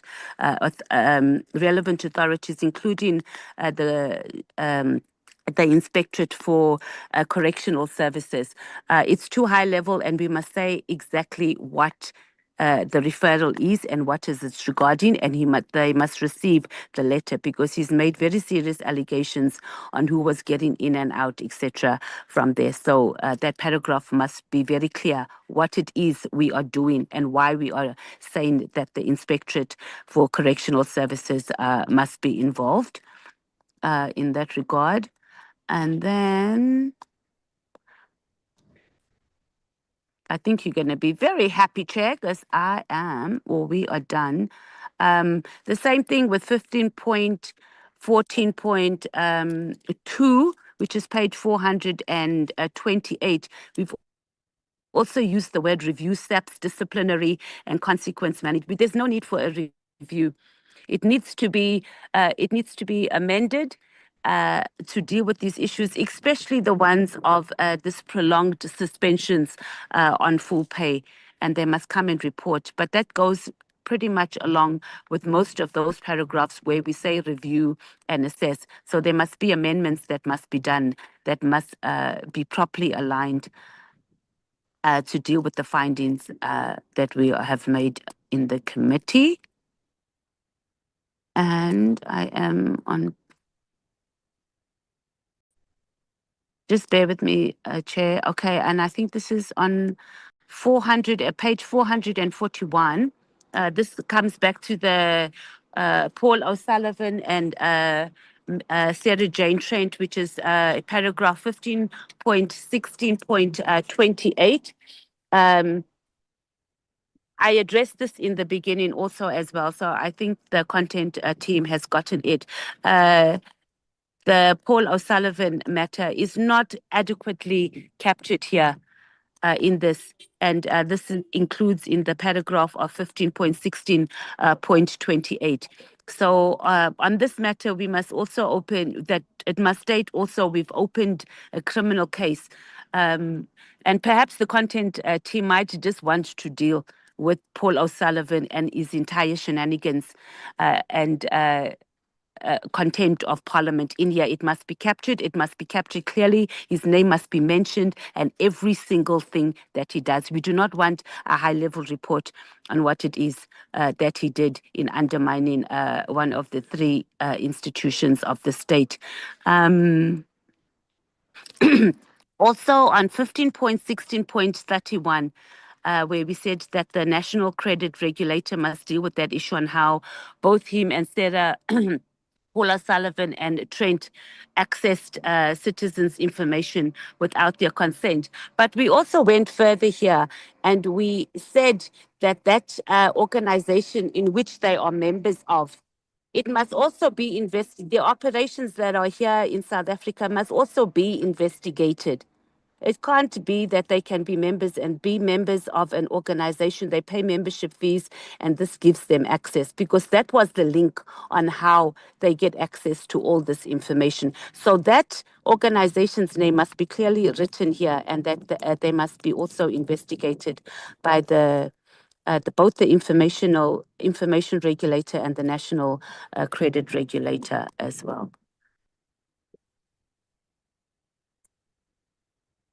And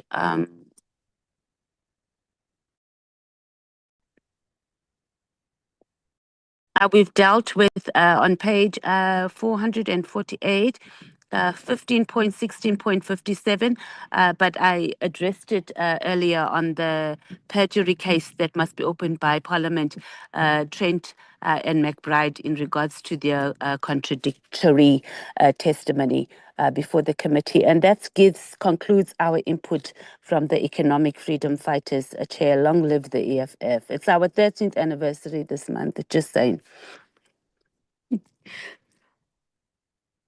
Thank you so much, Honorable Matthys. Once again, let me check with Honorables Sangoni, Malema, and Mwango if there is anything they want to say before they leave. Honorable Sangoni? No, nothing from me at this point, Chair. Thank you. Okay. Honorable Malema?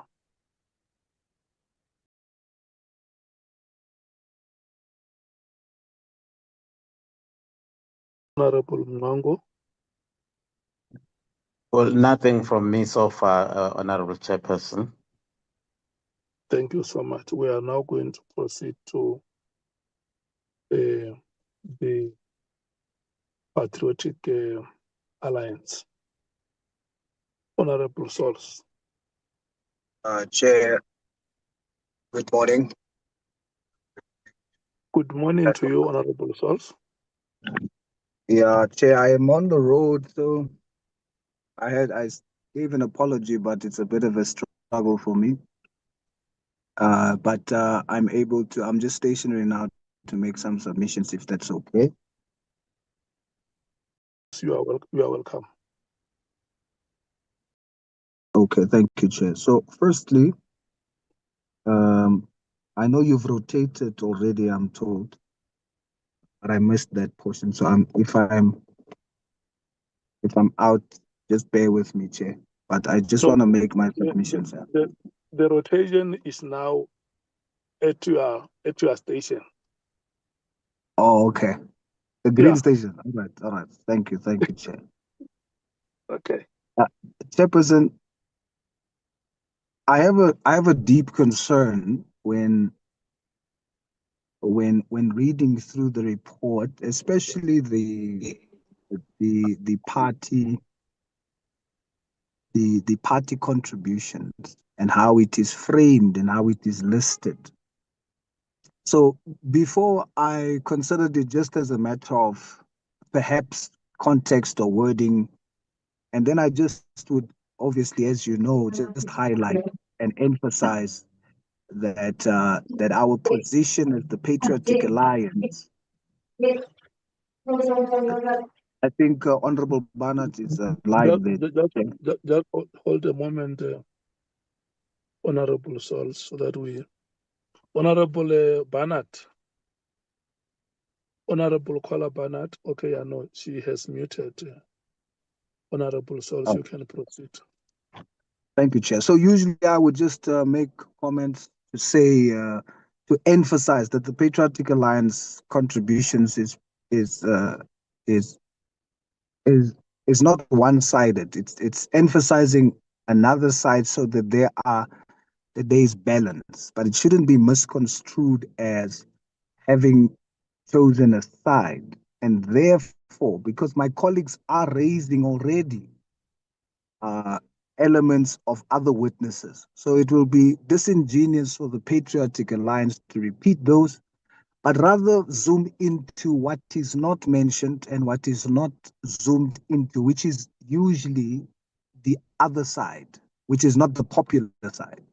So because the Patriotic Alliance is committed to a balanced approach to uphold the integrity of this committee, we would then zoom into the other side. And then hopefully, because we are doing it as a committee, although the recent trend has shown that now in public comments, different parties are isolating themselves from what the committee work is and so on, which is incorrect in our view. But we won't do the same. We will still take it as it's the committee work. So when the Patriotic Alliance contributes from one side, we are hoping that the report would then put it all together and then highlight the position as a committee position in a balanced approach. But unfortunately, Chair, when looking at especially the party contributions, we are misconstrued. We are put forward as though we are dealing with only one side. So I want to make one thing absolutely and unequivocally clear for the record. And I want this captured word for word so that there is no misinterpretation down the line. The Patriotic Alliance is not here to play factional politics, nor are we here to protect individual personalities. From day one, my mandate has been single-minded. The truth, the whole truth, and nothing but the truth. And a single, uncompromised standard of evidence for everyone who sits in front of us.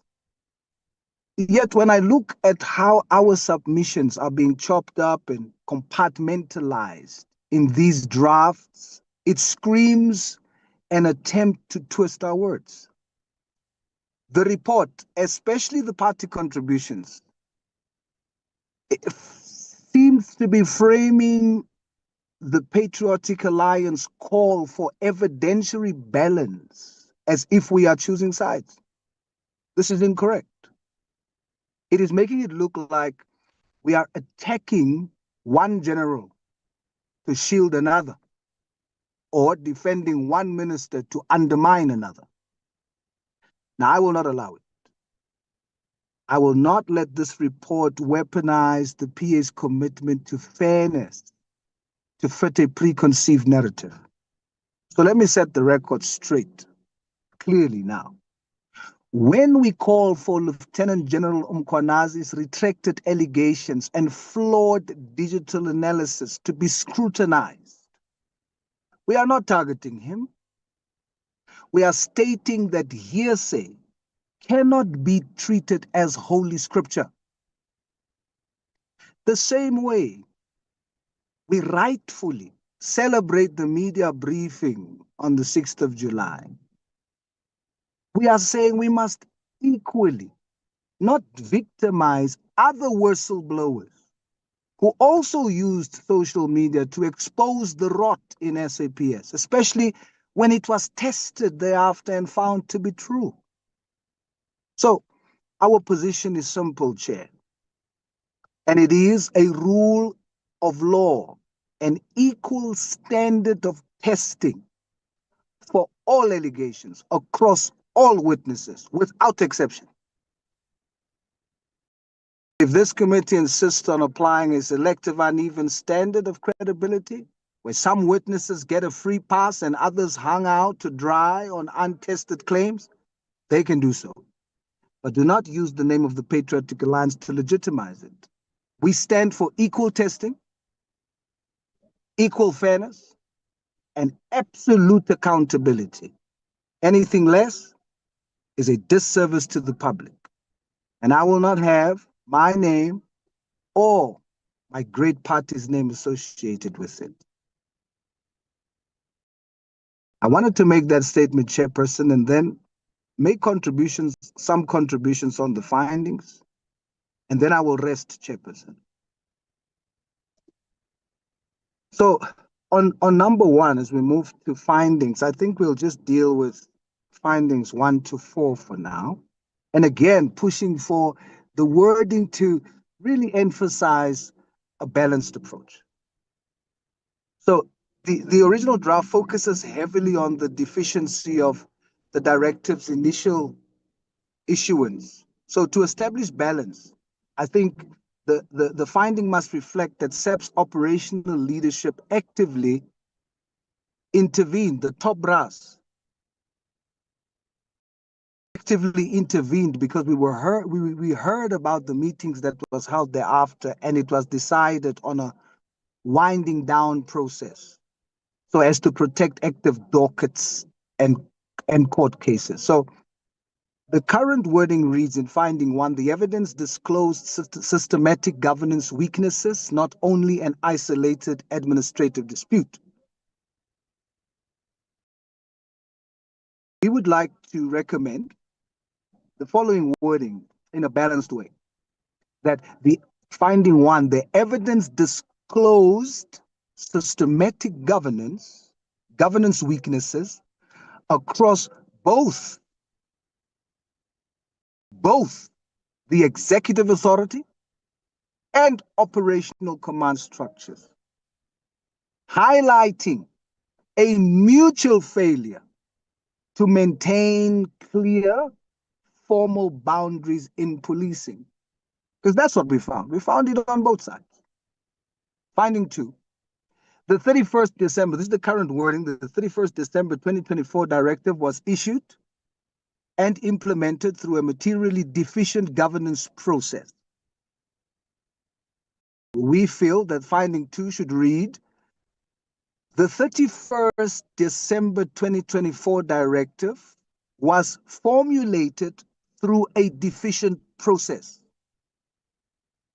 Fact, right? However, subsequent operational interventions by SAP's command established a managed, structured winding down process to safeguard active docket continuity, witness protection, and court-enrolled cases. That's what we found. The crime intelligence, procurement and influence, let's look at findings 5 to 6. Finding 5 reads, crime intelligence is affected by serious structural and integrity vulnerabilities. We propose finding 5 to read, crime intelligence is affected by serious structural vulnerabilities exacerbated by a lack of rigorous verification protocols for internal data and analytical reporting. We saw that before our eyes in the committee hearings. Finding 9, informal influence and improperly managed relationships created institutional integrity risks. Finding 9, although it appears to be short, concise, and straight to the point, I think it's a bit vague. So we propose finding 9 to read, improperly managed relationships and untested allegations created integrity risks.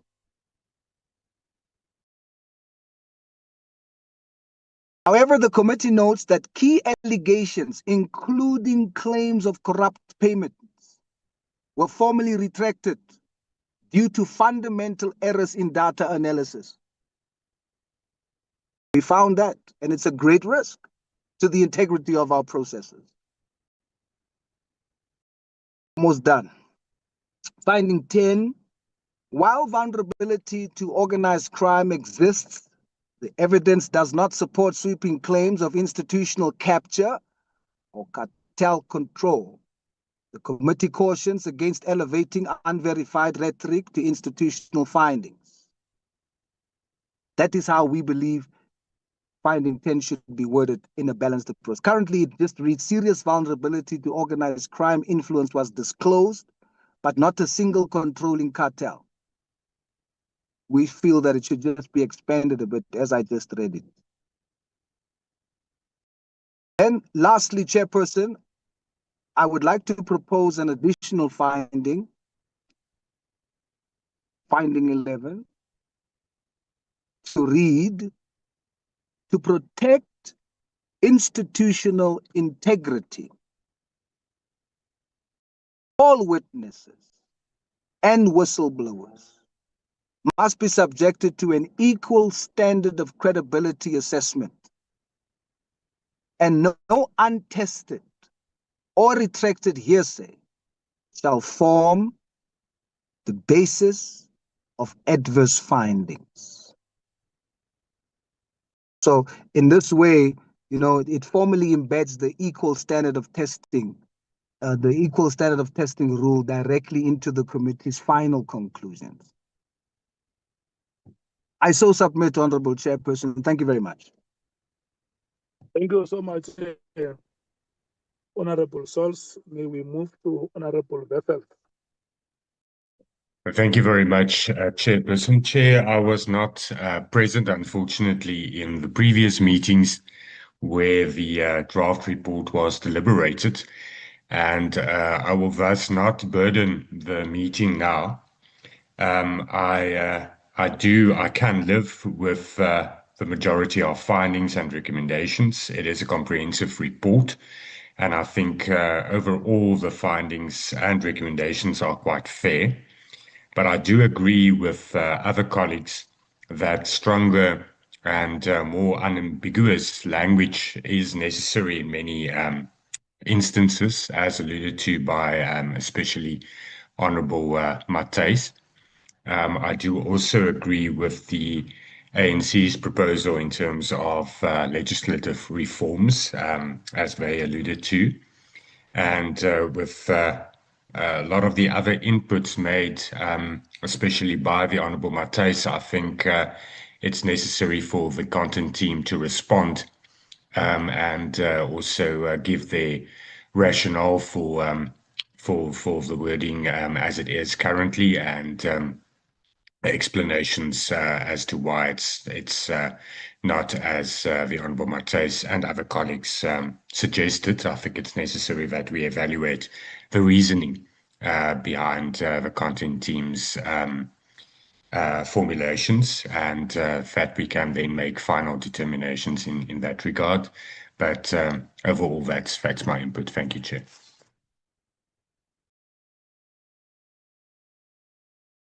Thank you so much, Honorable Wessels. Honorable James. Thank you so much, Chair. Please just bear with me. I'm just recovering with flu and a bit of a chest problem. But I'm going to try my best to make our submission, Chair.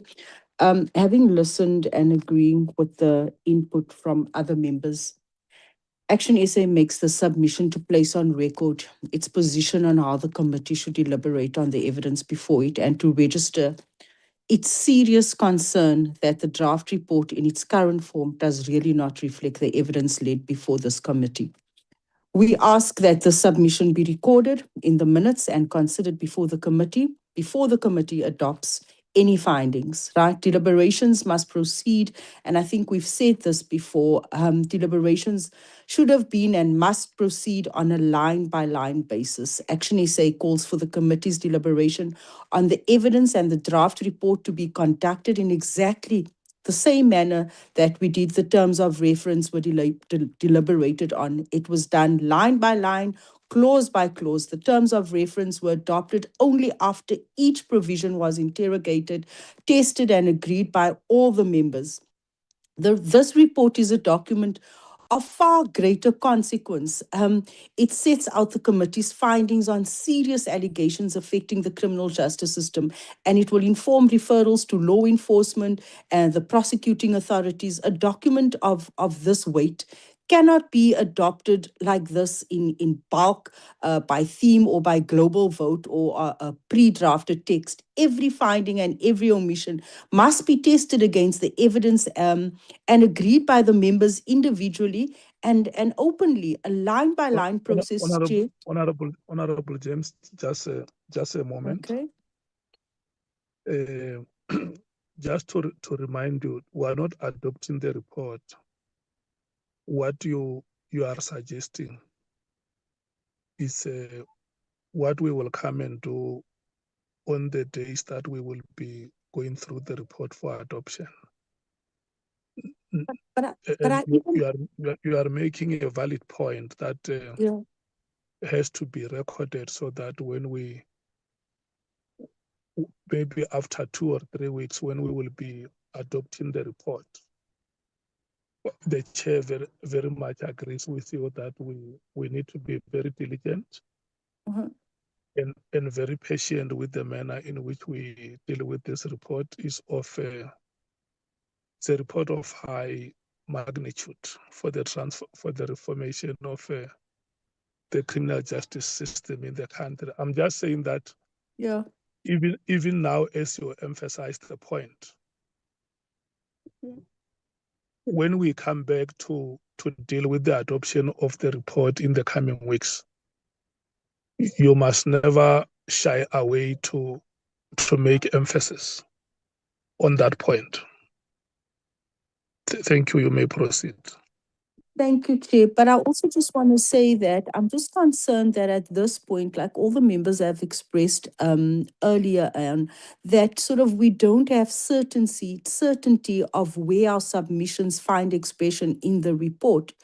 So sending it now, obviously, for the next 10 days, I almost feel as if though we've lost opportunities to go through this report, I mean, previously and even now, before we even go further, that we should now stop and almost like re-look at the report. I'm not sure if members will agree with me, but Action SA's position is that right now, this report, like Honorable Matei says, it feels it's been materially watered down. It softens, it definitely softens, and it omits findings that the evidence plainly supports. And in several respects, it reads as a summary of proceedings rather than a determination on the facts placed before this committee. And that is our concern at this point, Chair.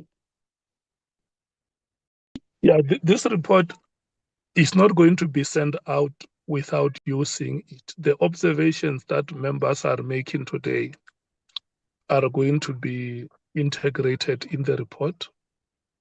And the final draft, which will be sent out to affected parties, you are going to satisfy yourselves first before it goes out that it is essentially what you have impressed upon. I hear you, Chair. Are you happy with that? I'm happy with that, Chair, but I just request that I be allowed just to give further input with regards to our Yes, no. observations. It is your time now. Thank you, Chair.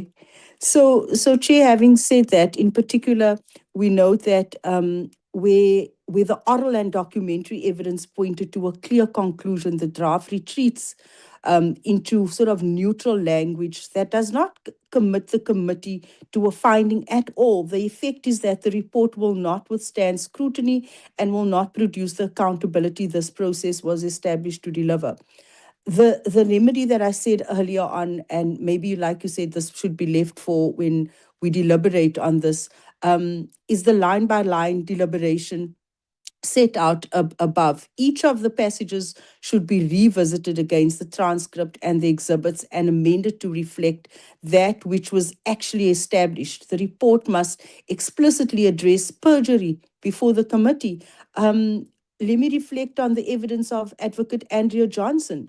Action SA most serious concern right now is that the draft report fails to state explicitly that the evidence in our submission establishes that a witness gave evidence under oath before this committee, and that evidence was false, and that this conduct amounts to criminal wrongdoing. We refer specifically to the evidence of the head of IDAC. It is our position that the material aspects of a testimony under oath were contradicted by the documentary record, the evidence of the witnesses, subsequent disclosures placed before the committee, and that these were not peripheral matters, but went to the core of the allegations of the committee that the committee was mandated to investigate. Giving false evidence under oath before a committee of parliament is not merely a credibility issue, and this is why I say so much the wording here has been watered down. Is not a credibility issue to be noted in passing. It engages the powers, privileges, and immunities of Parliament and Provincial Legislators Act, and it is capable of constituting perjury, a report that records contradictions in Advocate Johnson's evidence, but sort of stops short of naming what those contradictions are, leaves the most serious matter before this committee unaddressed.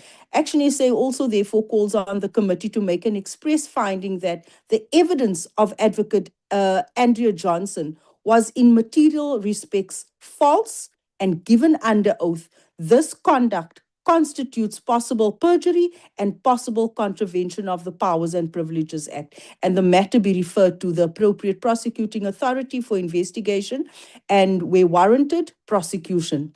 A report that declines to say this plainly does not reflect the evidence and does not discharge the committee's duty to Parliament and to the public. What Action SA asks of this committee, respectfully so, request that the committee resolves to deliberate on the evidence and the draft report on a line-by-line basis, again, with each finding and recommendation put to members individually and recorded, revisit every passage where the draft departs from or sort of understates the evidence led, and amend it to reflect the record and make an express finding on the false evidence given under oath before the committee, and refer that conduct for criminal investigation and possible prosecution.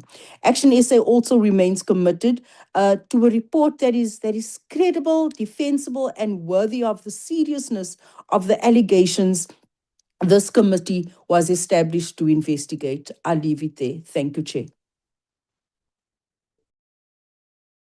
Thank you so much, Honorable James. The last speaker is Honorable Skhosana. No, I mean, Honorable Skhosana, Honorable 𝐬𝐻𝐾𝐿, and Honorable Ntuli. Chair, is it me or Mr. Ntuli? You are all honorables. We are going to start. We are going to start with you, Jali. Yeah. And Thank you, followed thank you, Chair. followed by Honorable 𝐿𝐶𝐭 and Honorable Ntuli will be the last. Okay. Chair, as I was raising issues earlier about the report, that the report, you know, if we have to produce a report like this, I can tell you for free, Chair, that we will have failed the people of this country. After working so hard and after spending so much time and so much money, you know, it will be really a travesty of justice if really we produce a report like this, which is not really what we have uncovered. Now, when you look at this report, you know, I'll take you through. I hope that I won't be long, you know, but we've made our submission, and our submission was not captured as we wanted that report to reflect. And I've said it, you know, the last time we met. I'll start on section 7 in terms of limitation on that report. That we must emphasize that the inquiry scope extends beyond SAPS. That the evidence includes claim of cartel infiltration across the criminal justice system. And remember that the draft should also incorporate the cross-sector concern, as we have proposed as 𝐿𝐶𝐭. And we have explained, you know, that institutionalized disparities in the oversight. And when you go to section 10, you know, the public participation. Now, as you've seen in the Matanga Commission, the issue of Chetty, who we almost dismissed from him, you know, giving evidence before us. Because I said it clearly that these are the people who write letters and send emails to us as members of the portfolio committee in police portfolio committees. He raised the issue as well about IDEC, the issue of the Indian cabal, oh, and the issue of 𝐼𝐻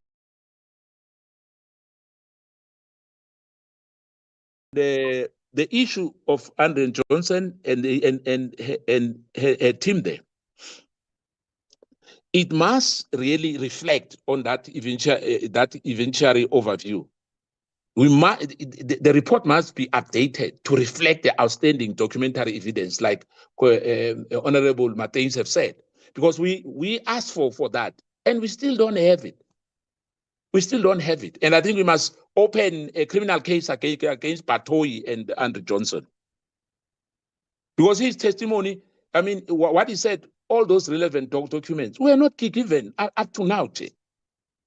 And we said it's urgent. He said in two weeks' time. And similarity as well. We must note that those documents which are not submitted, and we agreed that is unacceptable, we as a committee, we agreed upon, and it does not reflect this report which we have. We must ensure that all this public, on section 12, that the public hearing testimony are accurately summarized. You know, but as well, I think my colleague has raised that about the issue of Mrs. Dihas and Mashele. You know, I think those ones are the one which we have captured. And the issue of 𝐦𝐨𝐫𝐞𝐿 as well is not captured into this report, because there were a lot of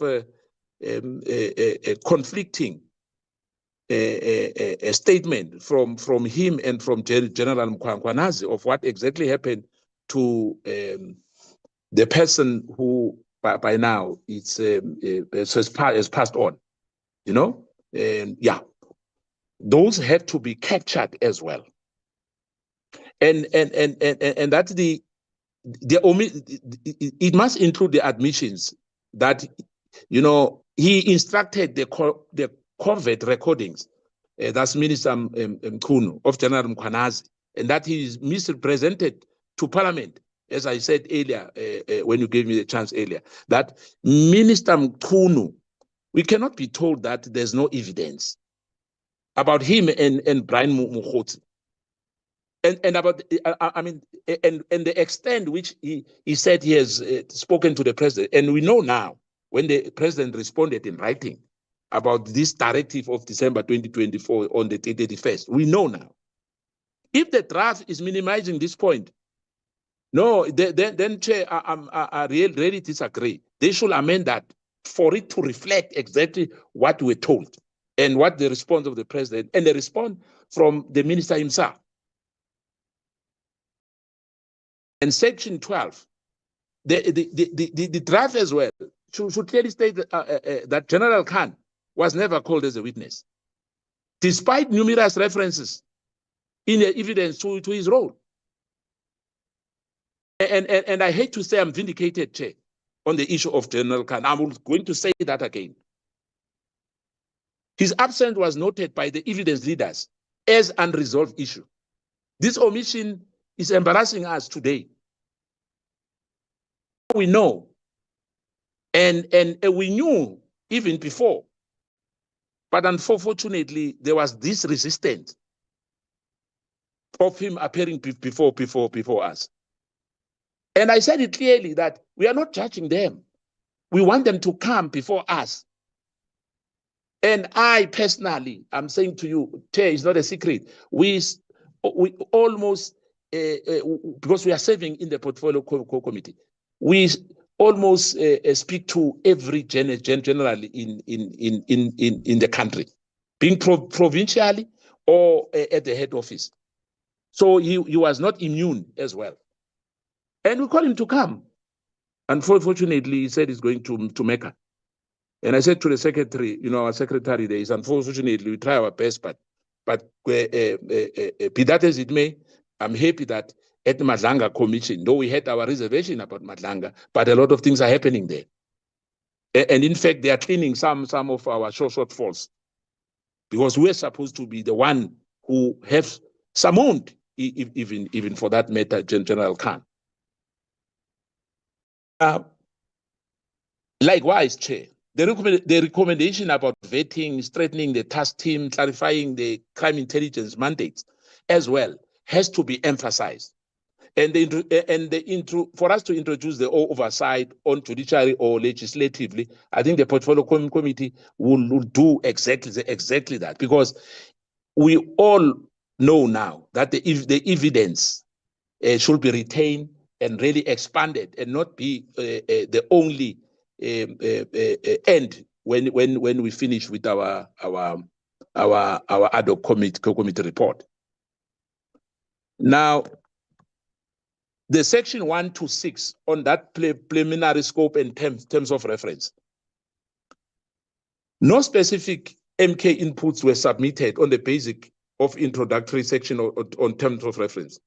The draft background and the mandate statement appears sound, e.g., the establishing of the inquiry under Rule 169 1 following Mkhwanazi 6 July 2025 media briefing, because we noted that the evidence summarized the insert later, because we've seen that, you know, on what General Mkhwanazi submitted to us and what he explained when he appeared before us, which clarifies that the president affidavit explained he could not even, could not establish the PKTT that directly. We all know that. The draft structure should ensure the consistency with the evidence leaders. The executive summary, the president rule, the structure of the PKTT without factual error. For instance, Chair, any text suggestion that the president himself created the task team must be corrected and reflected that it was done by the interministerial committee on his behalf, but not by the president. And I think that should be clear on this report. The gaps which we have or the witness gaps, the draft must be recorded that Major General Feroz Khan, Crime Intelligence Deputy, was, I think I've dealt with that, Chair. Because Lieutenant General Mkhwanazi, namely the role of General Khan, has not been fully explored because of General Khan has not been called to testify. That alone, we have to make sure, Chair, that that is covered, you know, and the language should be quoted as paraphrase, as expressed, you know, on caveat. Similarity in added plan witness, e.g. of our honorable member, Ms. Kotle Barnard, on the in-camera witness to who possessed the classified evidence should be mentioned under limitations if they were not heard. And I think Honorable Martins has raised that. I'm urging that these omissions be documented rather than closed over, Chair. And if the issue here of Ulemela, if what I was reading this morning, I mean, what we have, I mean, what was submitted by the administration now, or the legal team. I won't say the legal team, I'll say the admin. The Mulife Maumela allegation, Janam Mkhwanazi named Katiso Mulife and Moken Maumela as a high-level syndicate members. It's not us who said that. The draft limitations finding should say that the alleged involvement of Ms. Mulife and Maumela was not tested in evidence. The evidence leaders report shows that Mkhwanazi names do appear, but there's no confirming testimony on that. For example, Advocate 𝐟𝐨𝐫𝐸 summarized notes Mkhwanazi identified Ms. Maumela on 18 of March 2026. However, without cross-examination or supplementary evidence, this remains an allegations only. And we could have done better on that. But be that as it may, we are here now. We have to complete our report. But I want to propose that the witness allegations about the persons such as Katiso Mulife and Moken Maumela are recorded in evidence, but remain unverified and thus appear as untested assertion in this report. This matches 𝐬𝐮𝐛𝐬𝐜𝐫𝐢𝐻𝐿 submitted amendment to record them as untested allegation, with referral considered only if new evidence emerges. But unfortunately, it will be done by then, Chair. And the scope must go beyond subs. Hence, I've mentioned the issue of the National Prosecution Authority, the NPA, IDEC, the magistracy, and correctional service. Our draft does not address some of this section of IDEC and prosecution interference, but should explicitly note as limitations that certain areas were not fully investigated. For example, the evidence leaders flag allegations of criminality infiltration with correctional service and the judiciary. That has not been fully explored. We recommend that it include language such as witness alleged cartel infiltration into wide range of institutions, SAPS, NPA, IDEC, courts, prison. But the committee inquires into this allegation when necessarily limited to evidence presented. In particular, one acting judge was mentioned in evidence, but no further judicial official were examined. This remains an open issue. And so I suggested that, you know, perhaps in the next coming year, if Parliament, the Secretary and Parliament will allow us to regroup, you know, and finish what we started, bring in, you know, the judiciary, bring in the correctional service, because we've done nothing when it comes to that, Chair. If there's any percentage, I'll say maybe we've done 1% of that. You know, because we've dealt with the NPA a bit, you know, in terms of IDEC and Advocate Johnson and Advocate Patoy. But indeed, when it comes to the untested water, you know, the untouchable, the judiciary, we've done nothing, Chair. And I'm going to go to the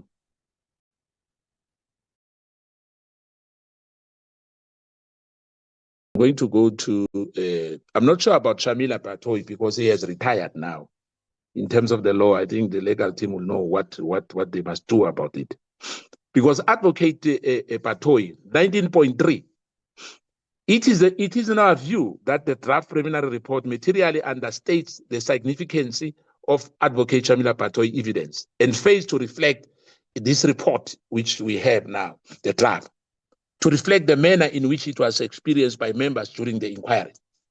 In our MK party assessment, Advocate Patoy deliberately concealed the identity of the prosecutor alleged to have been compromised by organized criminal elements. And that should be mentioned in this report. Notwithstanding the repeated and direct question from the committee members, and despite the committee oversight mandate, he continued refusal to disclose the identity, even after an extensive questioning, if you remember, Chair.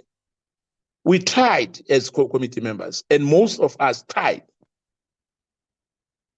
He had the practical effect, this had a practical effect on withholding information that was central to the committee investigation. The MK party further considered Advocate Batoyi to have been among the most obstructive, confrontationally and uncooperative witness to appear before the committee, with her approach frustrating rather than assisting Parliament constitutional oversight function. The attitude was beyond reproach, Chair. The draft should indeed, therefore, accurately record both the substance of her evidence and significant concern expressed by members regarding her refusal to disclose material information, rather than characterize her conduct merely as exercise of legal caution on procedural restraint. And we know what happened when he was called as well in another inquiry. In fact, he left there like O'Sullivan. The draft report should therefore state Advocate Shamil Batoyi acknowledged that the information had to come to her attention concerning a prosecutor alleged to have been compromised by organized criminal elements.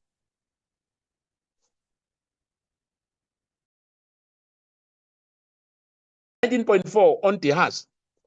I think Honorable Matthys has said it mouthful about Miss Mary Tehas, but I must say this as well, that I think this should be captured. That the testimony of Miss Mary Tehas and Dr. Shamila Mashukha introduced allegations against the now judge, by the now judge Tehas, so inverted commas, and Mashukha. The draft should accurately note that was heard Advocate Batoyi testify that her decision on the directive was influenced by the unverified allegation from these sources, despite the IG and the commissioner finding them unreliable. If the draft omits this, it should state that Batoyi and Minister Mkhwanazi were informed that the IG and the National Commissioner considered those allegations unreliable. And I mean, it was very, very clear. Fortunately, the National Commissioner came before us. And unfortunately, the IG, the Inspector General, could not come before us. But the National Commissioner said it clearly. And I think that has to be, it cannot be omitted from our report. Lord rate evidence, if included. If the draft touches on the testimony of the Metro Police and the police, etc., nothing, there's nothing specific then from us which we can raise a chair on that. But Minister Mkhwanazi's evidence is that Minister Mkhwanazi's testimony was problematic. And the draft must not whitewash that, Chair. I'll highlight 2 points on that. Mkhwanazi admitted, or on the recording of Mkhwanazi, ordering the Chief of Staff, then Nkabinde, to secretly record General Mkhwanazi's testimony. Advocate 𝐟𝐨𝐫𝐸 explicitly notes this admission. If the draft downplayed this, then this should be corrected, Chair. The minister acknowledged that he has instructed a covert recording of the witness. And that fact was highlighted by the evidence leader. And in that which I said it earlier about the consultation with the president, and that should not be downplayed as well. Because Mkhwanazi told Parliament that he consulted the president about the directive, but 𝐟𝐨𝐫𝐸 records that he later misrepresented to Parliament what the consultation entailed. And the report should say that at least one of the Mkhwanazi statements in Parliament was contradicted by the documentary evidence. 19.6.3, Chair. The overall evidence leaders concluded that Minister Mkhwanazi evidence raised significant concern, e.g., about the timing of the directive. The draft summary of Mkhwanazi, if any, to reflect this judgment. Perhaps quoting or paraphrasing 𝐟𝐨𝐫𝐞's language is about the credibility issue. I think we have really spoken largely about the task team and the directive. I agree that maybe there should be more accountability on that. But on our draft, it should be correctly noted that Mkhunu issued that directive of disbanding that on the 31st December 2024 to disband the PKTT. And we are saying explicitly that the state, the way it was disbanded, it was procedural, there was procedural irregularities on that. The directive was issued later on the New Year's Eve, and we know today that was not brought to the National Commissioner, though we learned that the National Commissioner was on leave, but there was an acting commissioner. We learned, I mean, the National Commissioner said he learned it on WhatsApp. And he stated the reason, to saying that the winding down the task team came only after and were not contemporaneously, and I can tell you it's not true. The evidence before us that is not true what the minister was misleading us. And these points are central findings from the evidence check. We know that the evidence leader summary and likely that the draft must be concluded that whether this directive was unlawful remains for the committee to decide. And I think we all agree today with all the evidence brought to us that indeed it was unlawful. Because he could not decide alone. We had the IMC, and no one was consulted, besides the president. And any making of possibility justification in our report should be balanced by noting that the evidence leaders finding that it was issued without prior consultation, and that this may, in fact, not even may, it had exceeded the minister's power. The minister's power were exceeded.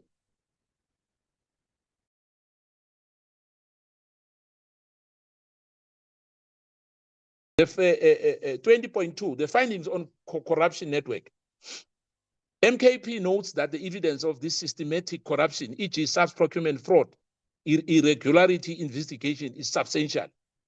For instance, the evidence leaders recount that Mr. 𝐵𝐾𝐨𝐽 admitted about, I'll say that alleged, on this one, about the 500,000 cash payment to the former police minister during the tender irregularities, the tender of 𝐜𝐡𝐚𝐧𝐵𝐾. But indeed, I think we now know what exactly happened. Though some of the matters, when we listen to the Madlanga Commission, when they cross-examine them, a lot of evidence as well and information, I'll put it that way, it's coming from all those who came before us, and even those who never came before us, like Mkhwanazi came before us, the behavior. When he went to the commission, and today he's still trying to get bail. On that 20.3, section 14, I want to support the evidence leaders, Chair. Forward-looking the recommendations, in particular, we endorse the vetting reforms, the lifestyle audit, and we hope that will be done. The screening of senior subs post, strengthening and continuing the PKTT. I think Honorable Martins as well said that, and establishing the 𝐜𝐡𝐚𝐬 counterpart, and to reform the crime intelligence, clarifying its role, oversight of the secret self-service account. We also note the leaders call for expanding the 𝐼DEC mandate and properly operational the inspecting judge. We've got a different view in our recommendation, if we can, Chair, but that will have to be dealt with by Parliament.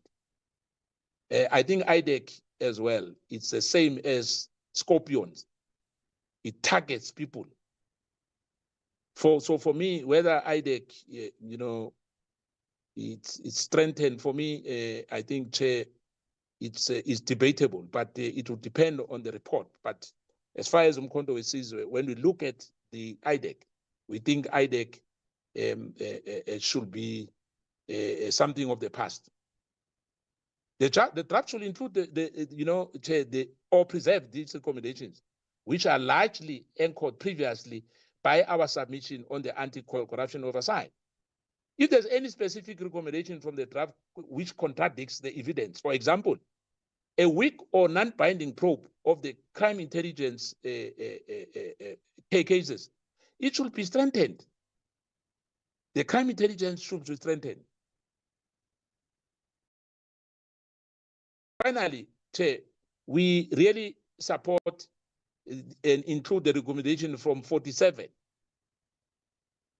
All incoming national commissioners, indeed, perhaps must be, Parliament has to be involved, you know, in a way. But hence I'm saying other matters needs to go to Parliament, because for us to suggest that, it means the Constitution has to be amended.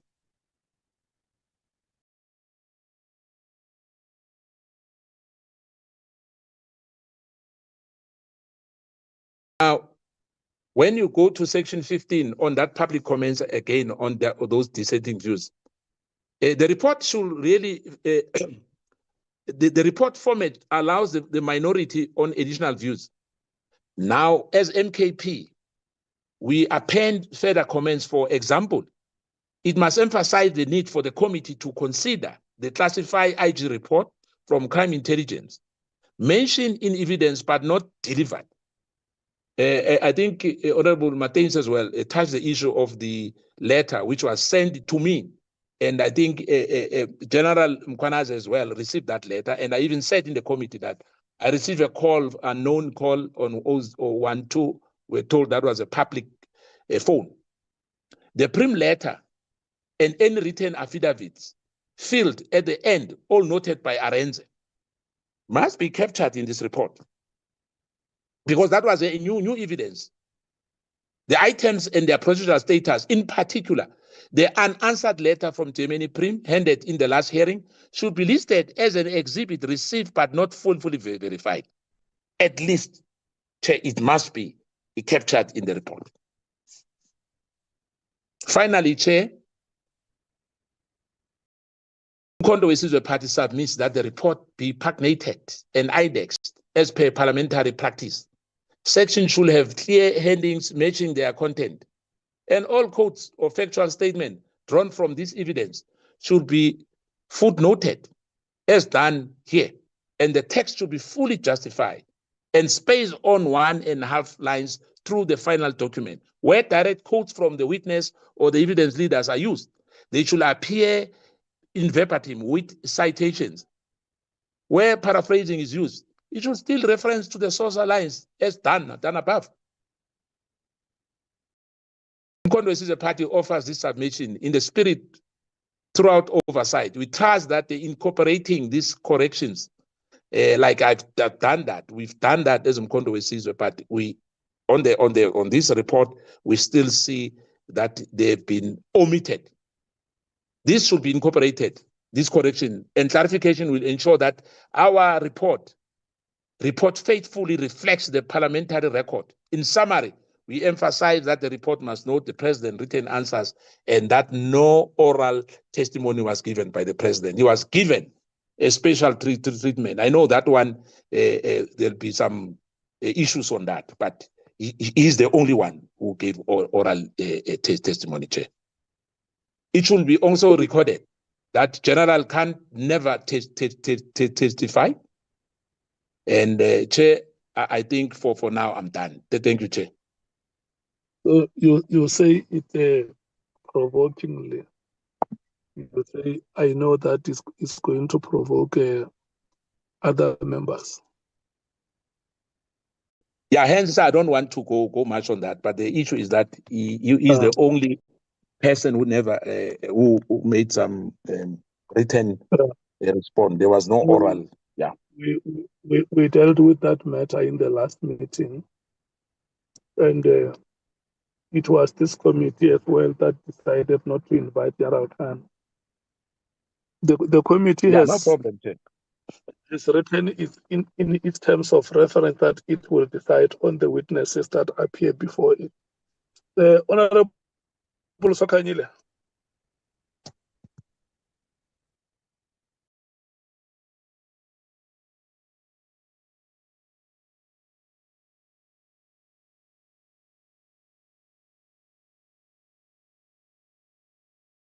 Honorable 𝐬𝐻𝐫𝐤𝐝.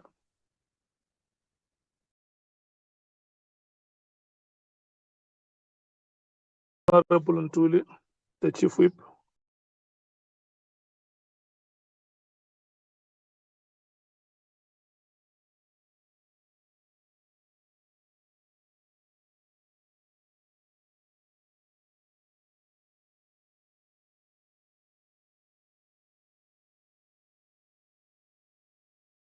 Okay, honorable members, it means that Honorable Skhosana was the last speaker for this item. This is what we are going to do now. Maybe before I allow the content team to express themselves, let me say the following. We have given members time to talk to the draft report. This was the second draft preliminary report. And from the inputs that members have made, it's very evident that we will still need other draft before we send it out. Members will guide me whether they still need a meeting or the draft can be circulated. And if they are happy with its content, we can send it out and then we will come. The strongest feeling that I get is that the adoption of the committee report has to be done in a physical meeting. That is what I read from the sentiment I read from the meeting. So, number one, I'm going to request members, if there are members who would have added to the submissions that they previously made, they will have to forward that to the content team. And for sure, the content team also has contacts of members. If there is a member who would have said something here, they have not properly captured it, or it does not appear to be very clear in the recordings, they can always call the member and clarify with them how certain aspects of the report may be improved. The content team has written a report, and the appeal I want to make is that members must not engage with the report as if this is not their report. The content team has laid a basis for engagements, and they have now taken the report back, or they have now brought the report back to members to say, we are not members of the ad hoc committee. We are your support staff. And this is what we have written. We now want you, within the framework that you have adopted, make this report to be the way that you will appreciate it, the way that it will meet your expectations, and the way that it will fulfill the mandate for which you have been appointed.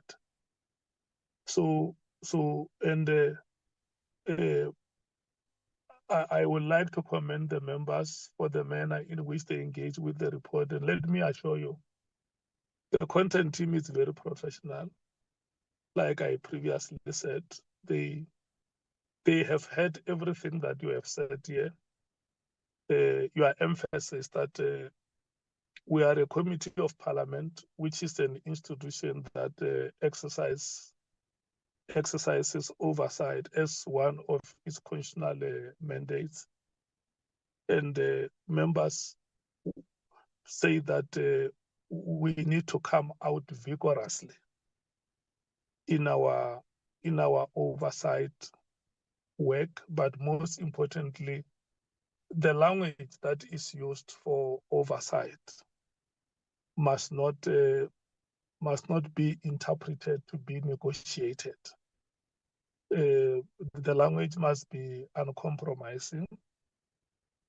the language must be forthright, and to some degrees, it may have to be unambiguous, so that whatever statement we make out there, ordinary citizens of this country reading our report must understand that this report comes from an oversight arm of the state. And members are saying that we have gone past the stage of assessment. Evidence has been presented before us. And there were numerous examples that were made, particularly around IPID, to say we have had the evidence by McBride, we have had the evidence by Mr. Paul O'Sullivan, Miss Sarah Jane Trent. They went to the house of General Patani.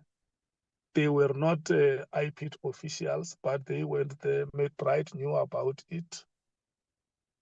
And there has been an improper relationship or an irregularity had occurred there. If you go back to the recording of proceedings, you would know members have been asking questions whether an ordinary citizen can find himself or herself involved in routine IPID operations. So findings like those have to be made, and members have also suggested, in respect of every finding, the final draft which must come has to link recommendations with findings. In respect of every finding, there must be a recommendation. Where there are the recommendations for legislative reform are made, like in the case of intelligence services, let's have those in civilian secretariat. Let's have those recommendations coming out very strongly. And where we recommend that further investigation has to be made by the respective law enforcement bodies, those recommendations should come out. Whatever referrals are made, they should come out very clear that this matter is being referred for further investigation. Those by law enforcement agencies or by respective bodies like those that would be referred to the committees of parliament, like the ethics committee. Members are saying, let's have those coming out vigorously in the report. We need to be, they must come out glaringly for everybody to see that these are the findings that the committee has made, and these are the recommendations that the committee is making on those specific findings. And I think today, like in the last meetings, the last fiscal meeting, members have spoken in a chapter and a verse. And I'm going to request the content team to make their remarks. And after making their remarks, indicate when can they be ready to release the third draft, which members will have to see before we send it out to the affected parties for their comments. Ms. Van Zyl-Gous, any comments? Thank you very much, Chair and honourable members, for the comments and input. Chair, we can commit to having the draft out by no later than Thursday or even Wednesday. Thursday or Friday, Chair, honourable members. Thank you. Let's say Friday now. Perfect. Thank you, Chair. Yeah, let's say Friday, because I know that I'm always reminded of the words of Honorable Breitenbach, that these people are human beings. We must not do things hastily. They put pressure. I think even if we miss the deadline, it may be by not more than 5 days. I don't think it will harm a fly. So let's give until Friday. And even if Friday is not possible, indicate to us and say, we have aimed at finishing on Friday. We request that we submit on Monday or Tuesday, whatever is possible. Agreed? Thank you very much, Jay. We will do that. Ms. Silkstone?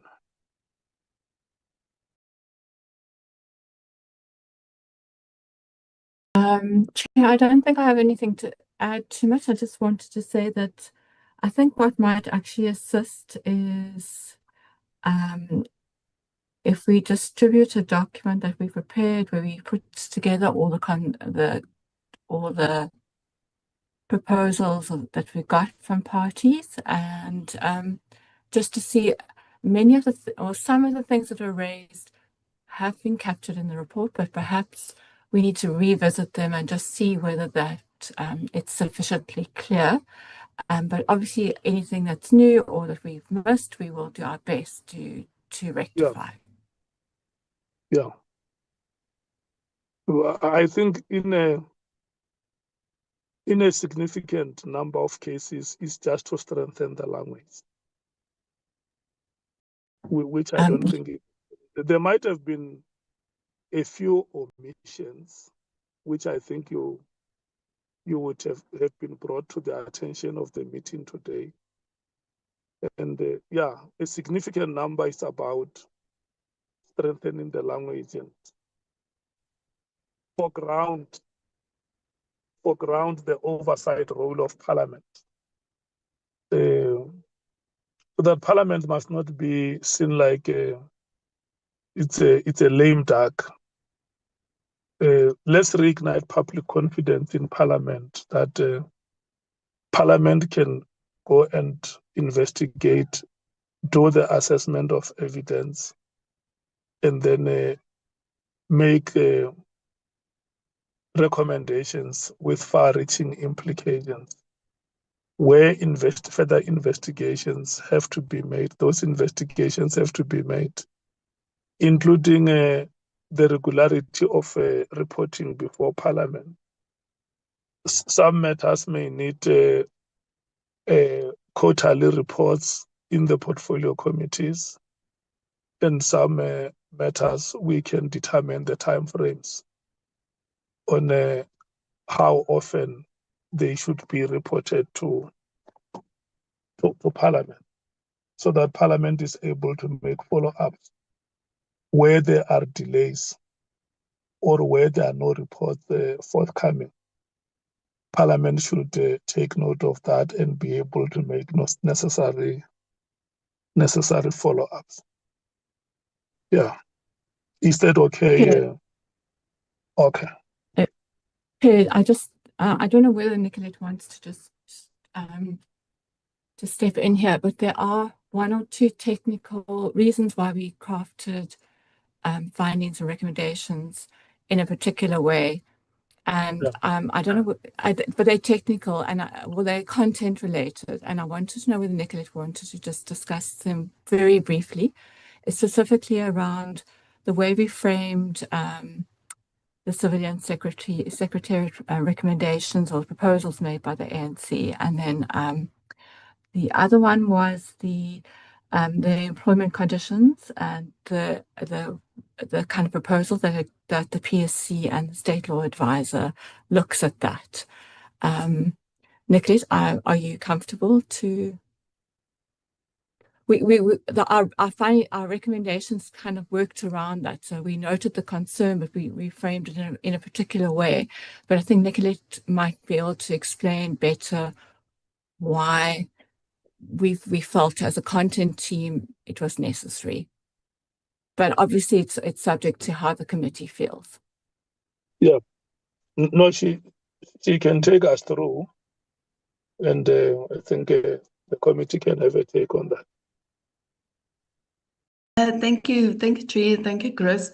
Chair, I think I'm not going to go through the entire list of issues. It will be made available to members, and for if I can use an example of the ANC recommendation or finding that the civilian secretariat for police should be modeled on the civilian secretariat for defense, where the civilian secretariat for police will become the accounting authority of the police, as is done with the civilian secretariat for defense. Now, Chair, with that, but we will write a brief on that. The accountability model of the civilian secretariat for defense has a lot of challenges in terms of governance, in divorcing the accounting authority from the operational authority. Chair, but that is just one example, but we will, and Chair, the point to make is not a criticism. How we structure it is that the civilian secretariat for police, the governance structure should be reviewed. And similar with IPID, another example is that IPID and the civilian secretariat should be merged into one authority. And also on that, I will give a brief written explanation as to why they were created, and the constitutional, I want to say the constitutional ideals in terms of why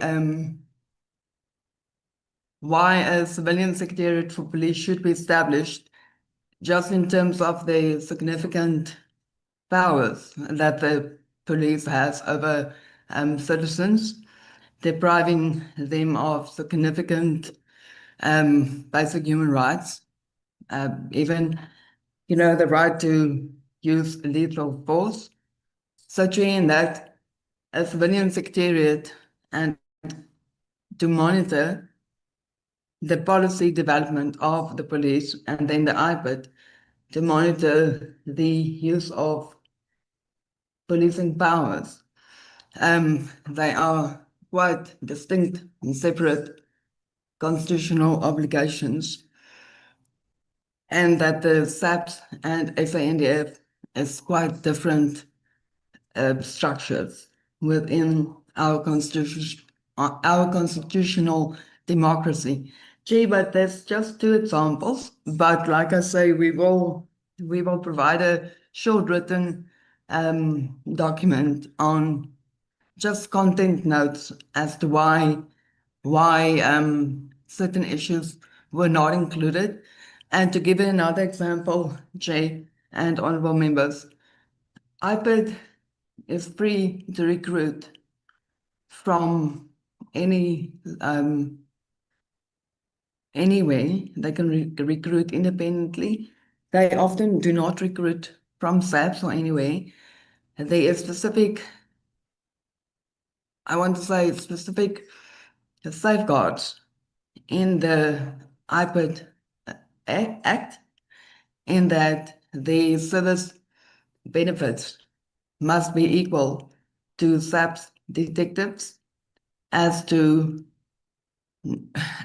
prevent IPID investigators to go over to the once IPID has trained the investigators, for them not to jump over to the SAPS for better employment benefits. Gee, so yeah, there's a couple of issues that we can address and should have actually already provided to the committee, Jay, but the document is available, on which we made notes on the submissions.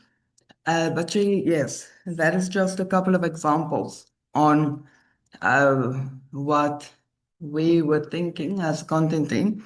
But Jay, let me leave it at that, and I submit. Thanks, Jay. Thank you so much. Can I check if there is anybody who wants to comment? The ANC?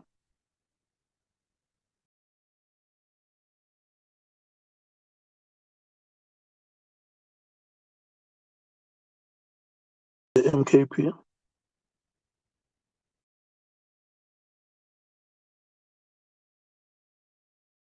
The DA? All good. Thank you, Chair. Okay, the EFF? Thank you, Chair. We're fine. Thank you. The IFP?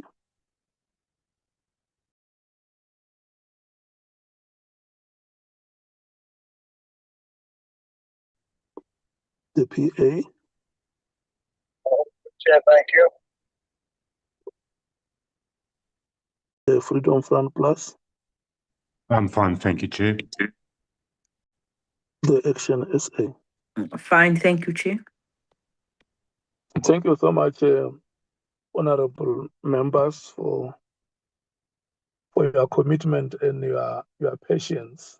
You can see that now we are at a point where we have come to the end of the meeting discussing the second draft preliminary report. And there is still some work to be done to the satisfaction of the members, which in the next 3 days or 4 days, the third draft will be out. And let me say this to you, that when the next draft is released, or after it has been released, we're not going to discuss it like we did today and in the last meeting. I'm going to advise members, individual members, where the draft is released and there are some aspects which are missing.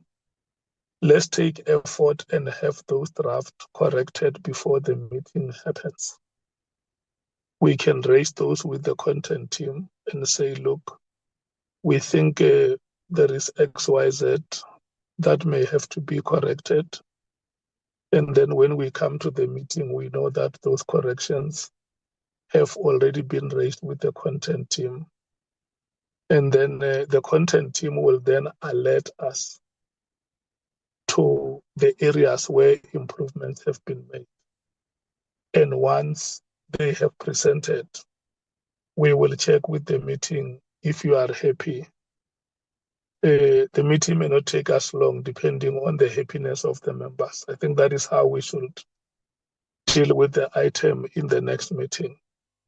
And maybe if we are able to finish with the report within reasonable time, we can then discuss those other matters that we have put on abeyance, because we anticipate that the discussions on the report may be a bit longer.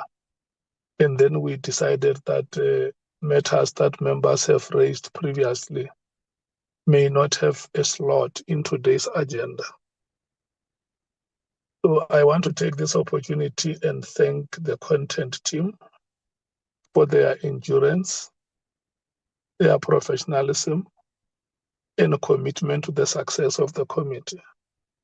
And thank the members for always making themselves available, meticulously paying attention to every aspect of the report, and finding better ways in which they can enrich this report so that at the end of the day, it becomes a report that reflects our inputs, our views, our observations, and our recommendations.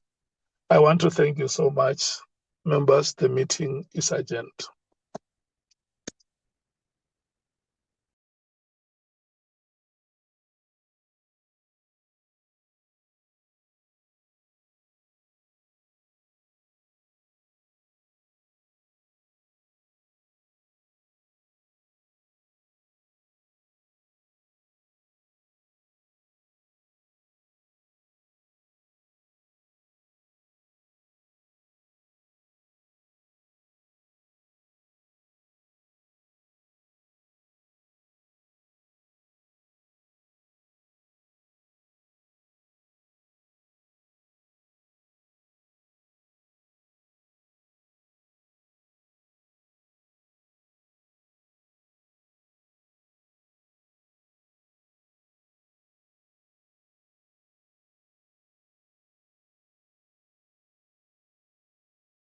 speak to? The 6th of January 2025. Yes. At the bottom. Yes. It talks to the day the affidavit was taken. Okay. It's the same date the affidavit was taken. And you say the affidavit is taken without a cast number?